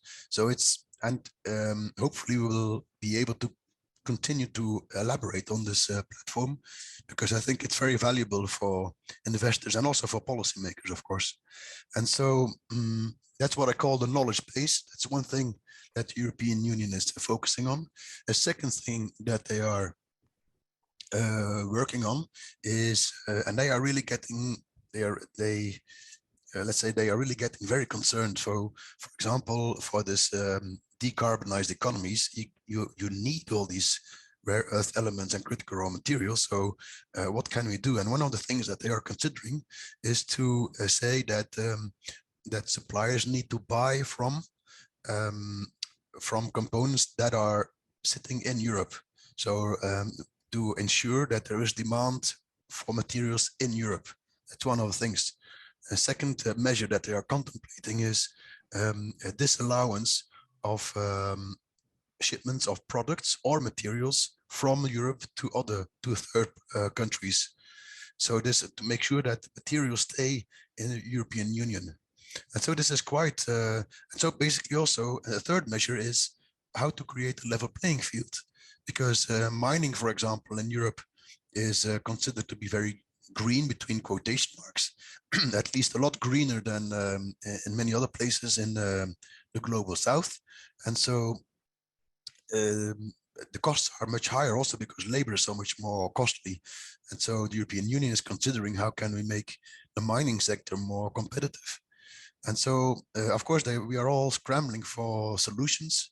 And one of the things is that they set up a new alliance. It's called the European Raw Materials Alliance, ERMA. And it's basically a roundtable of all the stakeholders in the sector. And they focus on one product. It's magnets in motors. And they recently published their report. I recommend that you read it because it contains many valuable recommendations. And so that's where we are. That's where we are now after 20 years. You realize that you are totally, well, not totally, but to a very great degree dependent on third countries, including countries where the supply is risky. And so I'm really curious to see if we will succeed in fostering, let's say, circular economy solutions. Thank you, Pascal. That's excellent. Some really great points. Thank you to Mark for posting the Urban Mind platform URL, and we'll do the same thing with the IRMA one in the chat box. You don't have to tell us in Canada about the importance of domestic supply chains. We just went through a very interesting experience through COVID through that. And so we certainly do understand where that's coming from. I'm going to come back to you with a question, but I'm going to have the first question to Yara. Yara, the example you gave, I think, with Seagate and some of the work that you've been doing around plastics, I'm sure those are not easy to come up with. Do you want to talk a little bit about some of the challenges and maybe where you see some potential roadblocks that would allow those kind of things to kind of go forward in the future, and what you think maybe we should be kind of focusing on to make sure that those kind of great examples that you've given can really happen in the future right across the industry.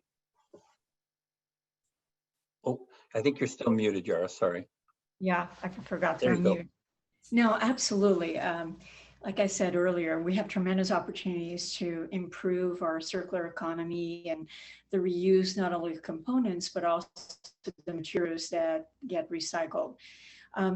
We have numerous challenges, and actually, most importantly, this last couple of years, not only with COVID and impacting production across the globe, transportation, and then we had some of the raw materials that Pascal mentioned and others that became scarce to manufacture a lot of the key components. And meanwhile, with the technology booming in terms of web access and need to use online systems. So, you know, companies like Google and many others are just struggling to continue growing, supporting the business and trying to get the materials in and getting the best out of it.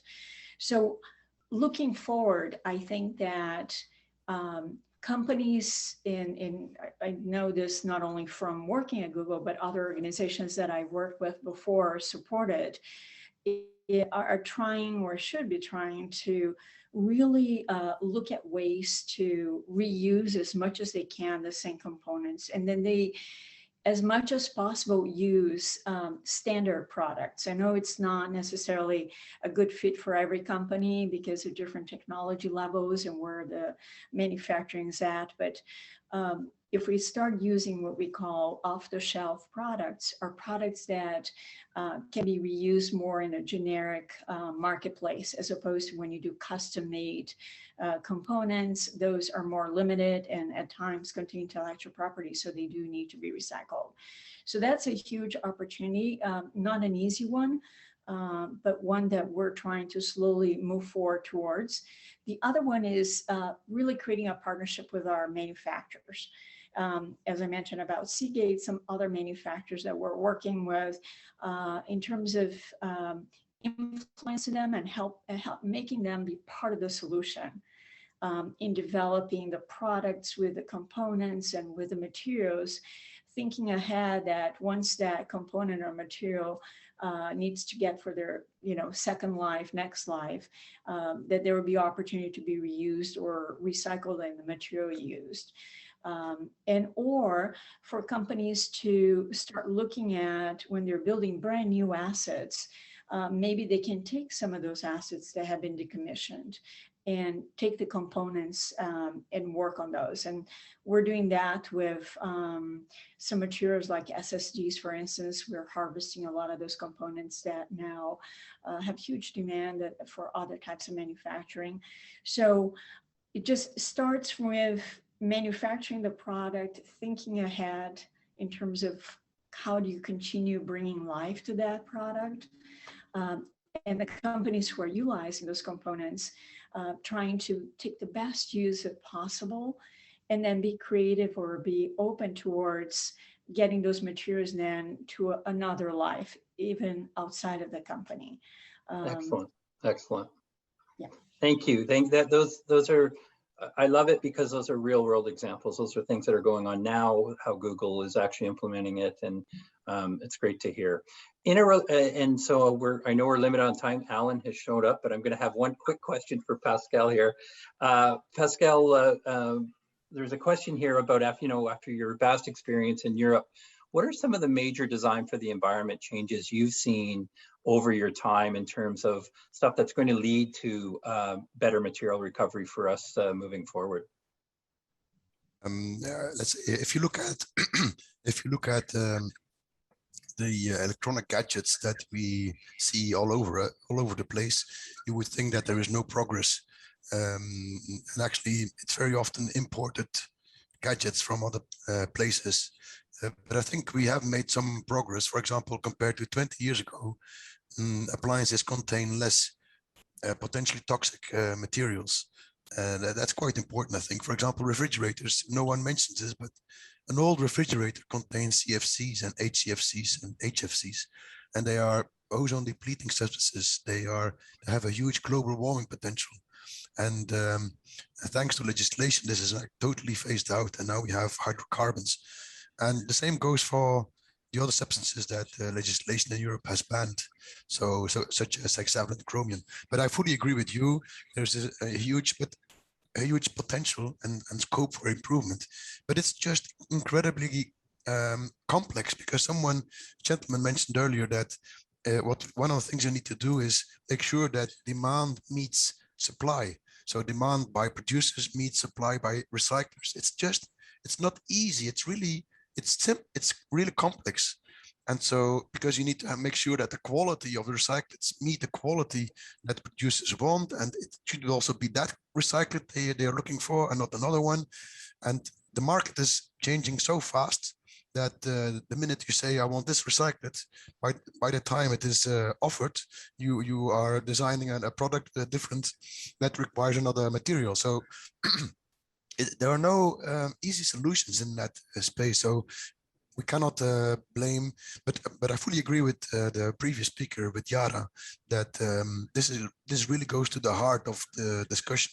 Make sure that we harvest parts much more comprehensively, that we harvest components, that we reuse components, that we reuse products also, and that we allow for repair, because that's another thing that producers have really put in place. So you can now have your products repaired by manufacturers. This has always been the case, but I think that manufacturers have developed quite some experience in that field.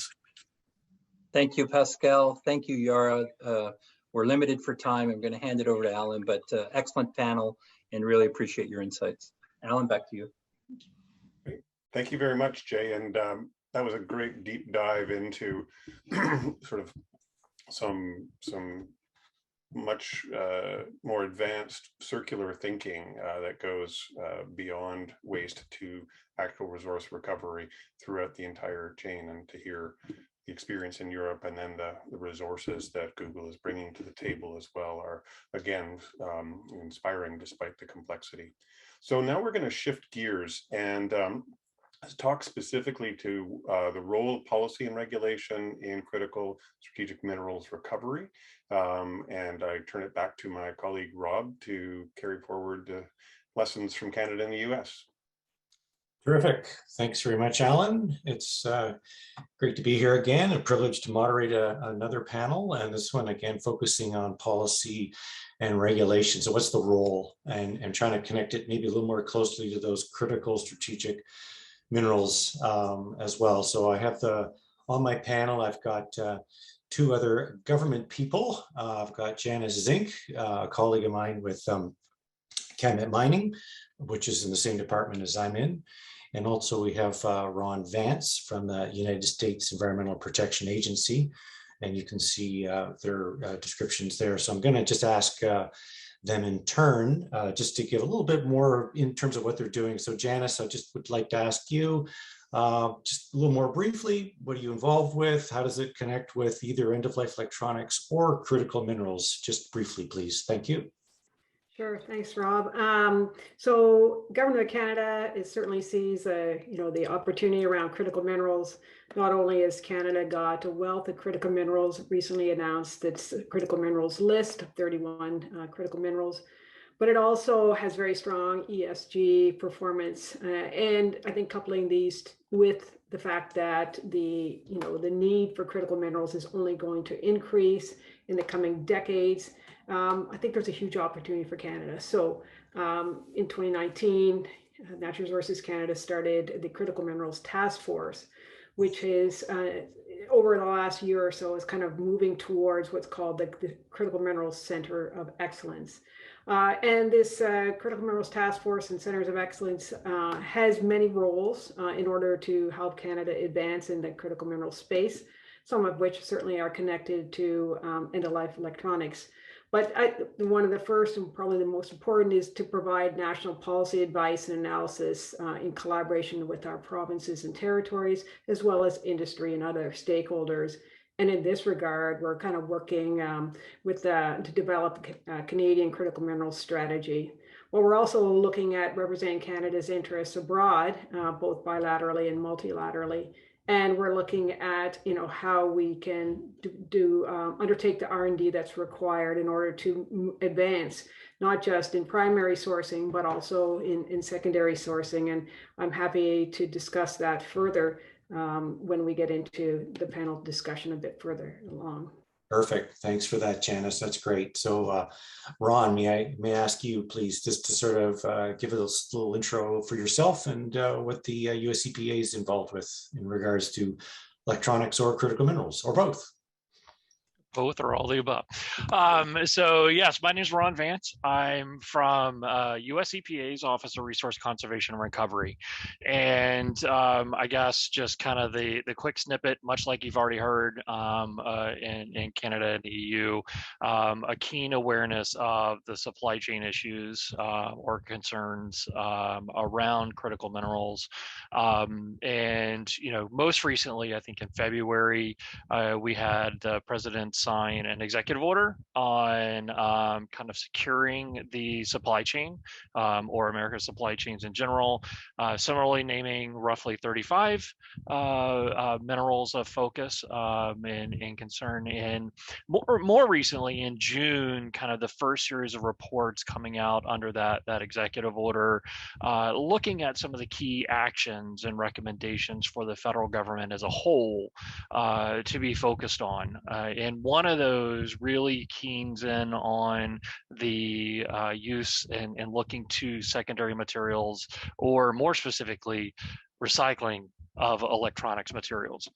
So there's a lot of focus and increased focus over the near future in terms of that space.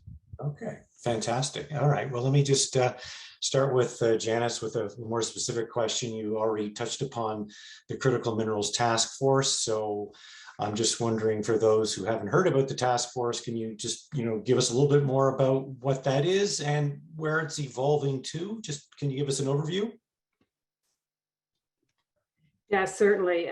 So as I've noted already, it is evolving. It's starting from 2019 with the task force, which really kind of is a pan-government initiative that brings in the federal family representatives to be able to look at critical minerals, but expanding out towards our provinces and territories, industry, and other stakeholders to kind of position Canada as a leader in critical mineral supply. So, in advancing that, as I've noted, we're developing a strategy, and we're kind of building the policy and regulatory frameworks necessary in order to kind of support the critical minerals across various value chains, whether they be permanent magnets, lithium-ion batteries, or grid-level storage, semiconductors, things like that.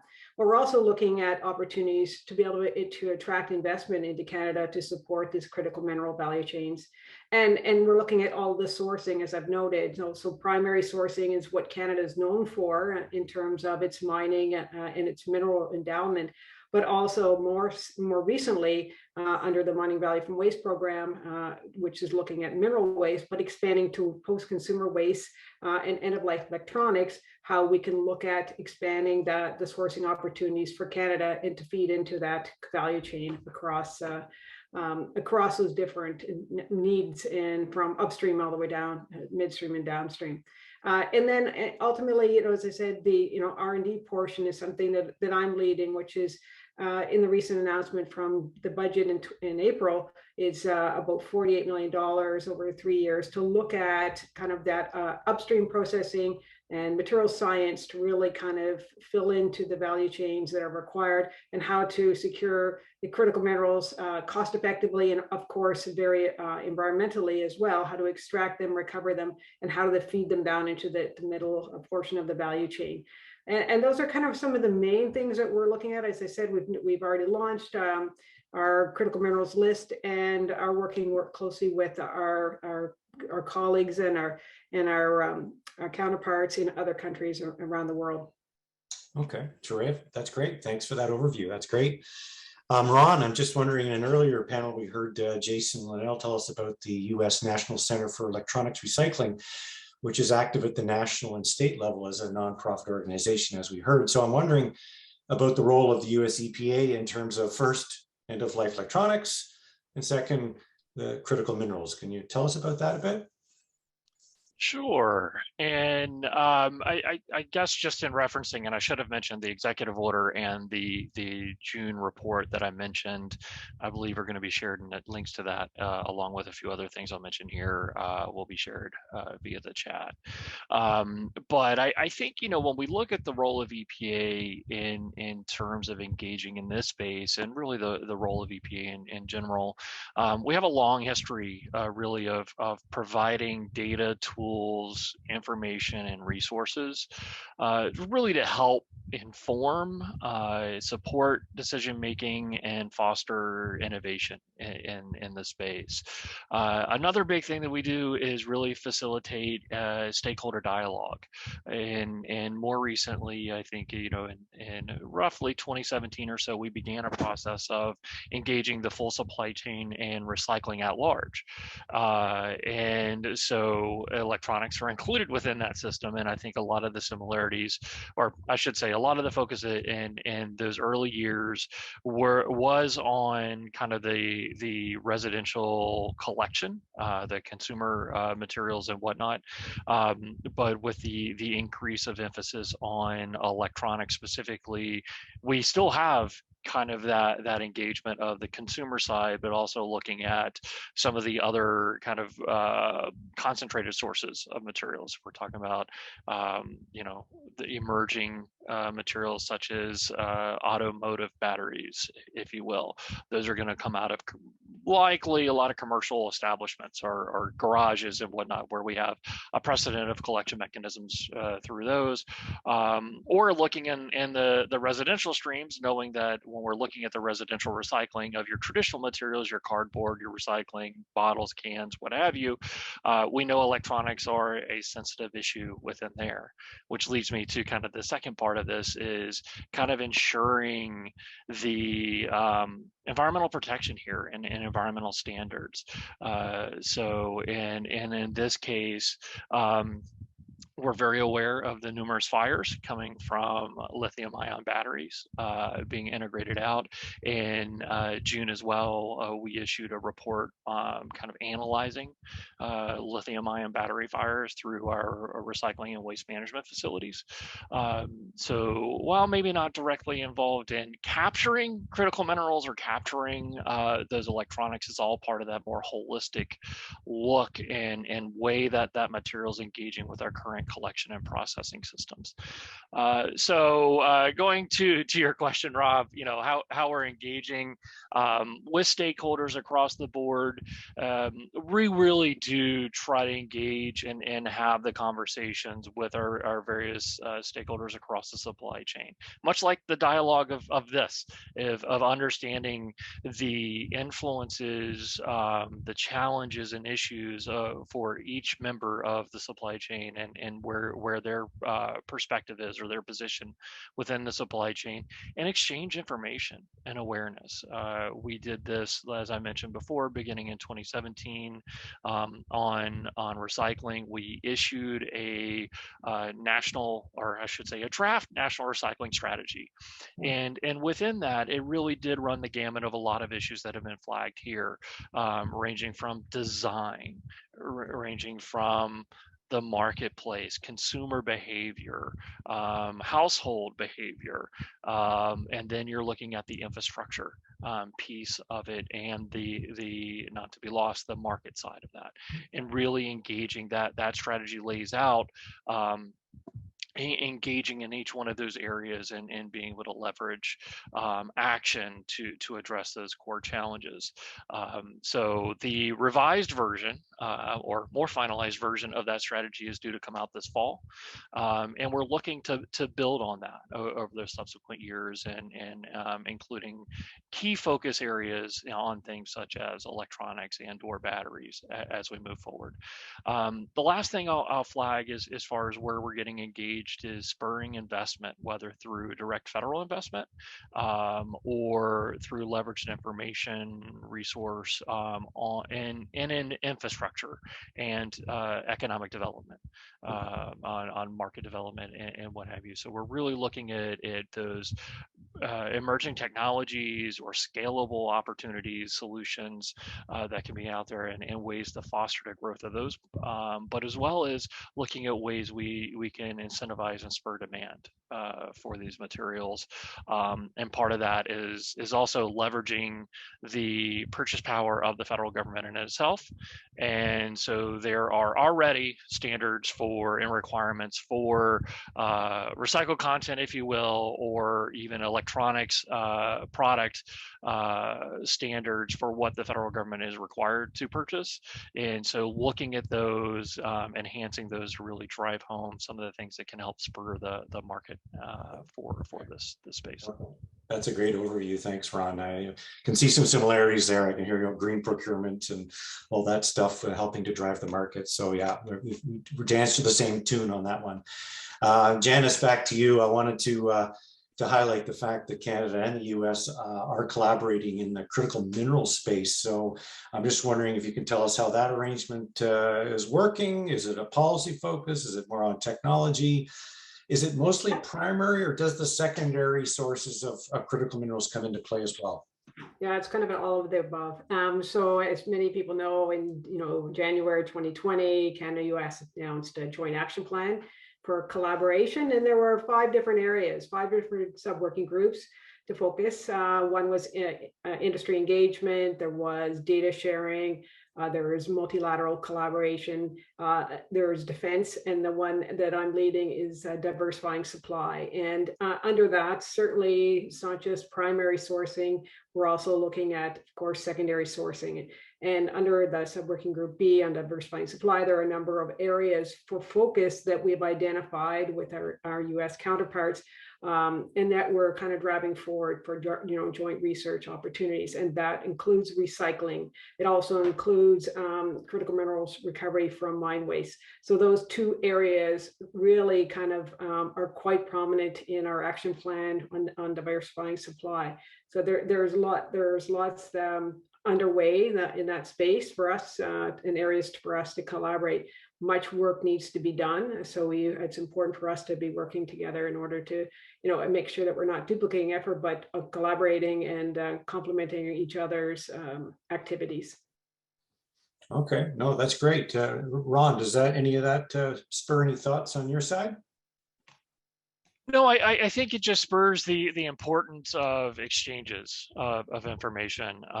We deal in a global economy and a global flow of materials, and I think more so than ever, and with the electronic stream, in understanding kind of where the raw materials are coming from, which I think has been kind of highlighted through a lot of these efforts, but then understanding the where the manufacturing occurs, and the fact that you have to plug kind of where they're used, where they're manufactured, and kind of where raw materials come from. You really have to look at that holistically and have that understanding. And it's the circular economy. But I don't think necessarily any one part of that stays confined within one country's jurisdictional boundaries. So being able to work across and collaborate with others, I think is a keen piece, and we can all learn from each other. I think that's really what can be learned from what's been shared so far and what's been shared before is the opportunity to kind of innovate and share those innovations. So just in terms of, the global thing is definitely an aspect of this, but domestically, just so I understand this, I'm not sure if the US EPA regulates, or is it like in terms of managing end-of-life electronics and putting programs into place like EPRA manages in Canada. I'm just trying to understand the role of the states and the federal government. So are you kind of like, I don't know, convene and facilitate information, support, capacity build? Can you just sort of define that a little bit more? Sure. Yeah. And I think, more specifically on end-of-life management, waste management, if you will, most of those authorities are delegated down to state implementation. So as I know Jason pointed out, 25 states with laws, leaving 25 states plus or minus, without specific EPR type laws. But the way that the current framework is set up, it's set up and is kind of that deferred implementation and to the state level or delegated.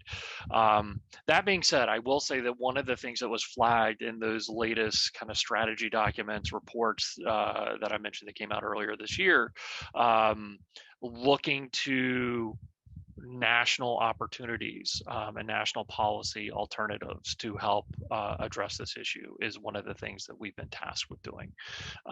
So, ranging from incentives where we would work with our sister agencies, such as maybe the Department of Commerce on taxation and tax benefits there, or economic benefits, to looking at landfill mandates or bans which have been discussed, to EPR pieces. I think there's been all sorts of discussion within our legislature on those pieces and various components of those that have come around.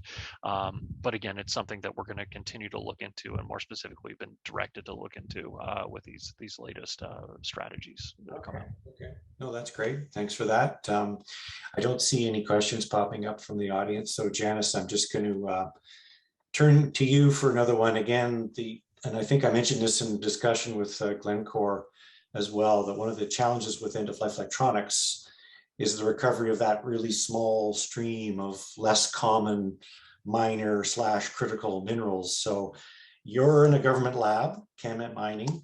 So I'm just wondering about how, it often tackles technical barriers like this. So I'm just wondering about the metallurgy or the R&D around metallurgy, and whether there's some science being developed to recover critical minerals from primary sources that could actually be used to recover critical minerals from secondary sources such as electronic scrap.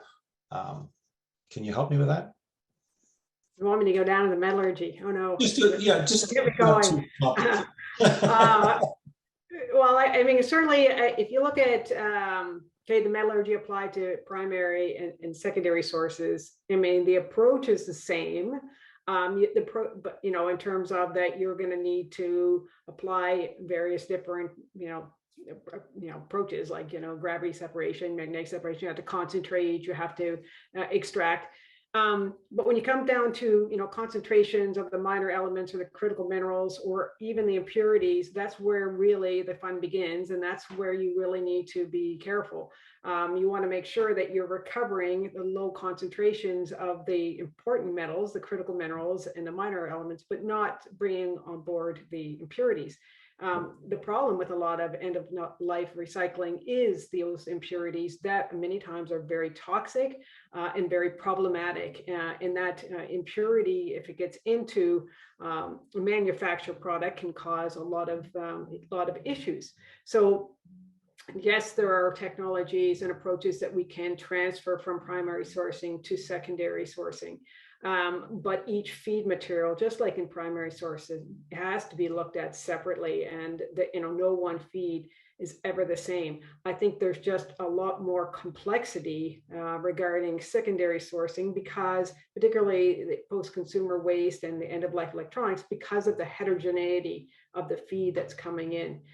When it comes to mineral waste, it's not as heterogeneous.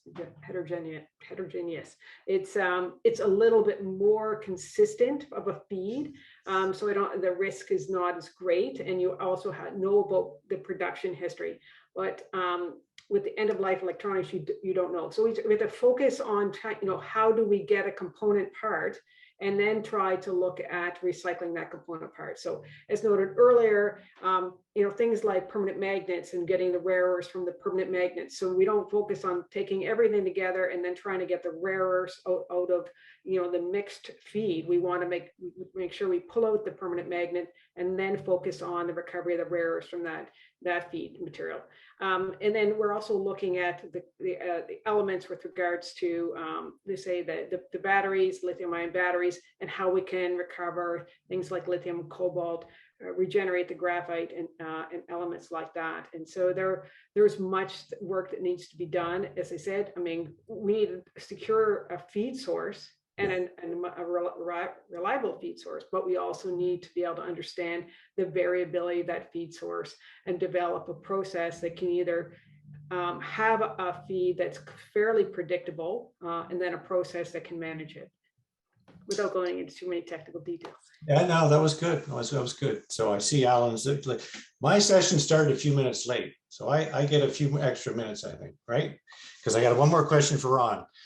So you've just heard, like Janice described, the science, the CanMet Mining, the stuff they're doing. So I'm just wondering, and I'm aware of the Critical Minerals Institute and Energy Innovation Hub and the DOE and all the stuff they're doing. So I'm just wondering about, the federal government, are they doing that R&D as well to help, I don't know, undo the Gordian knot? Like, can we get to those critical minerals from the end-of-life electronics in a more cost-effective, technically feasible way? Are you guys looking into that in any way? Definitely, and I think very similarly, looking across those different streams, you really that work's going on at EPA, the U.S. Department of Energy, Department of Defense, as well. And I think the other thing that I'll add, coming from the kind of the recycling side of piece, is really the economic R&D. And the business case for this, and understanding the end markets and where they are, and how to foster the development of the infrastructure to feed those end markets, and that gets into kind of that little different than R&D than I know than what you're talking about, but it's really getting into that economic feasibility, because that's really important as we go forward to understand it. It's one thing to do kind of bench level testing and analysis, to have it a kind of a long-term sustainable kind of business practice that will be able to live on its own, and really support kind of a long-term solution to these. Okay, that's great. Well, I think we're right on time as far as I'm concerned. And I want to thank Janice and Ron for a really engaging conversation. And I wish we had more time, but we don't. So I'm going to pass it over to Alan. Thanks very much, everyone. Thanks, Rob, and to both of you as well. That was very encouraging to hear the level of kind of research and commitment that are going into some of the tough questions there on the part of governments in both Canada and the US. To complement this discussion, we do have another poll, and that poll will be focused on what should be priority actions for government investment in this particular level of challenges and opportunities. So I'll ask Victoria to bring that poll up. There we go. And we'll give you a few minutes to run through that.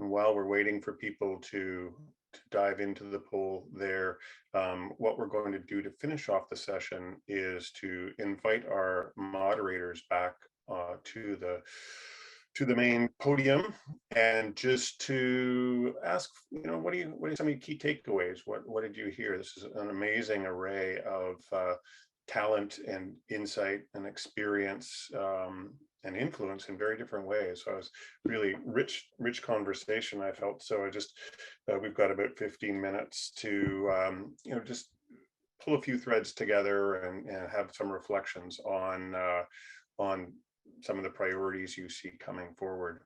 Again, for all of those who are participating now, you will receive a link for the forum recording, and we'll be putting together a short summary document which will include the resources, the chat conversations, and other follow-up next steps as they arise. I think there were some really good questions actually posed in the chat. That it was pretty active space. It was a little hard to keep up with it. I feel bad. I don't think we were able to respond to all of those, but maybe when we're looking at them, post workshop, we can maybe provide a little bit of response in those cases. That sounds good. Yeah, we'll do that. So we've got, looks like we're plateauing on the numbers coming in here, and an interesting focus on the development of industry-wide standards for greater recovery from end-of-life electronics for the critical minerals. So clearly a role that government can do in supporting that development, and then following in the technology risks, some of the research that we heard of, the policies to encourage recovery, and the roadmap development, which we've heard a little bit about, especially at the beginning through the Circular Economy Partnership, and is an area that has some interest in that. So did you actually upload the graph? I didn't. Oh, there it is. I didn't actually see it. Okay. Yeah. So there you go. 52% on industry-wide standards, 19 on technology, and so on. thanks everyone. Again, we'll include the poll results as part of our final report as well. So I was really struck by sort of the spectrum of insights. On the one hand, there was quite some rather daunting gaps that were identified in regulation and basic access to collection systems, as well as some of the really interesting sort of demand supply standoffs that are there, which isn't to say they're not overcomable, but right now in the existing kind of linear approach, they are creating these tensions and a bit of a traffic jam, if you will. But on the other hand, there was some really encouraging things that I heard. Certainly, you know, the companies like Glencore and Google who are investing heavily and have quite a bit of capacity that is growing in that area. The series, the standards around R2 that could help reduce some of the confusion and inconsistency. So that's, you know, they're tools that we have that are deployable and just need to be scaled. But and then most recently, all the work that's going on with the two governments. But it's an interesting range of both challenge and opportunity that requires some coordination, and but all that, I think, underlain for me by a really growing, sophisticated understanding of the impacts of this issue. End of life electronics more broadly, but also, you know, specifically around metals, and then finally all sort of driven by this critical minerals supply chain insecurity. So quite a dynamic set of drivers and pressures that could fill some of these gaps. But those are my 2 cents. Jay or Rob? Yeah, I think just the challenging thing about this event was connecting end-of-life electronics and critical minerals. And some of the speakers we had usually had a specialization in one side or the other. So I think this event in and of itself was somewhat unique, because there are lots of, you know, events like this that other associations are putting up. So we were trying to connect those things together, and it is challenging. So one of the things that came up, one of the things that didn't come up, I was thinking about was intelligent assets.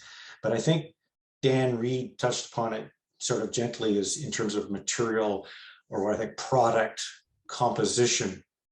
And so I used to think that, you know, if the device arrives at a facility, and if it had some kind of a QR thing on it or a code, and they could scan it and determine, well, there's nickel, there's magnesium, there's rare earth elements.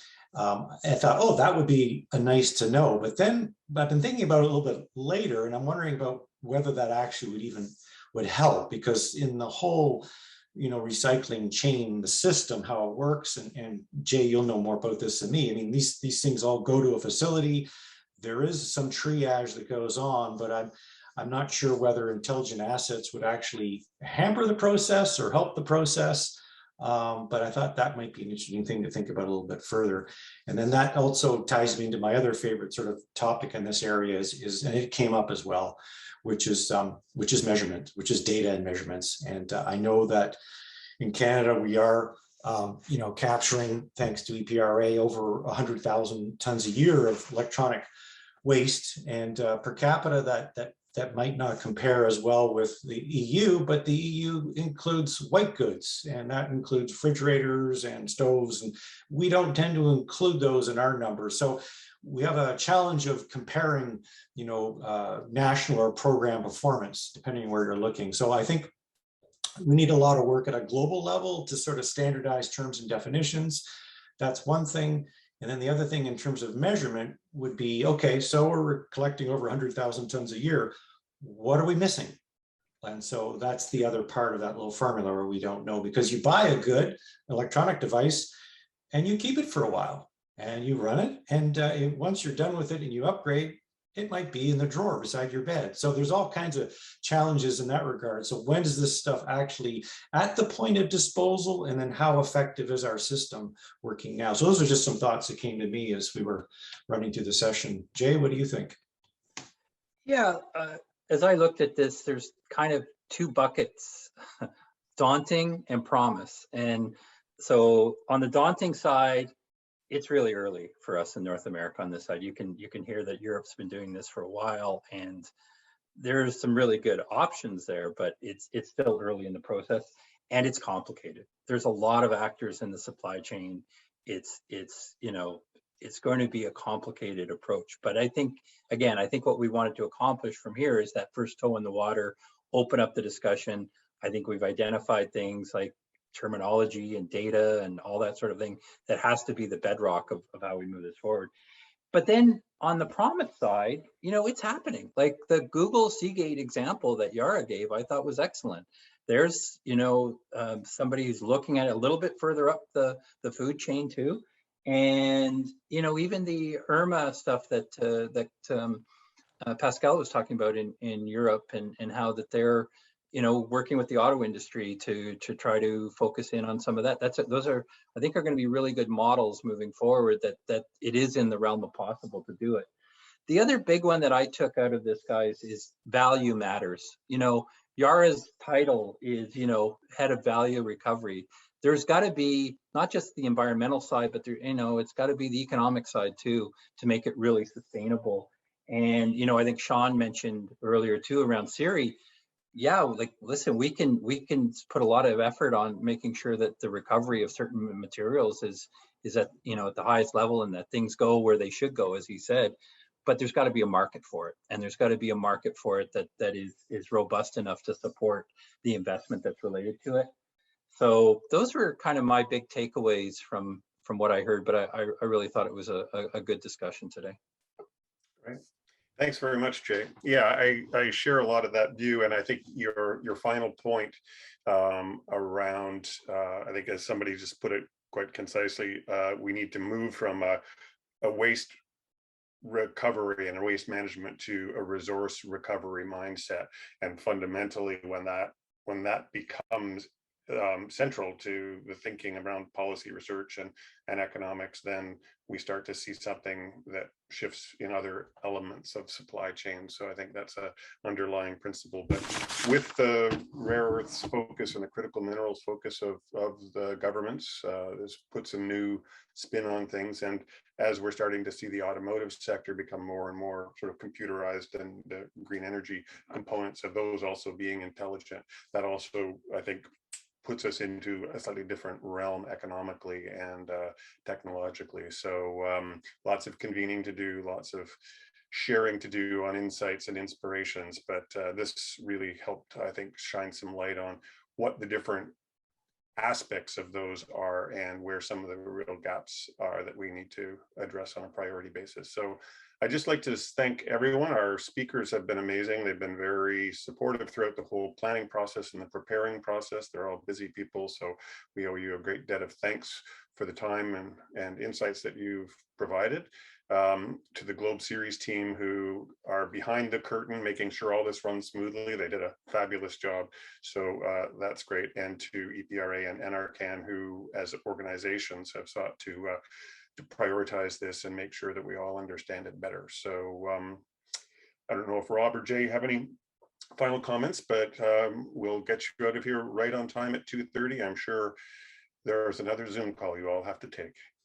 Alan, thanks for keeping us on track. And I just posted the link to the International E-Waste Day. Pascal mentioned tomorrow is International E-Waste Day, and there's lots of different initiatives going on, and EPRA is proud to be part of that also. Great. So happy We Day, everybody, and a big thanks all around.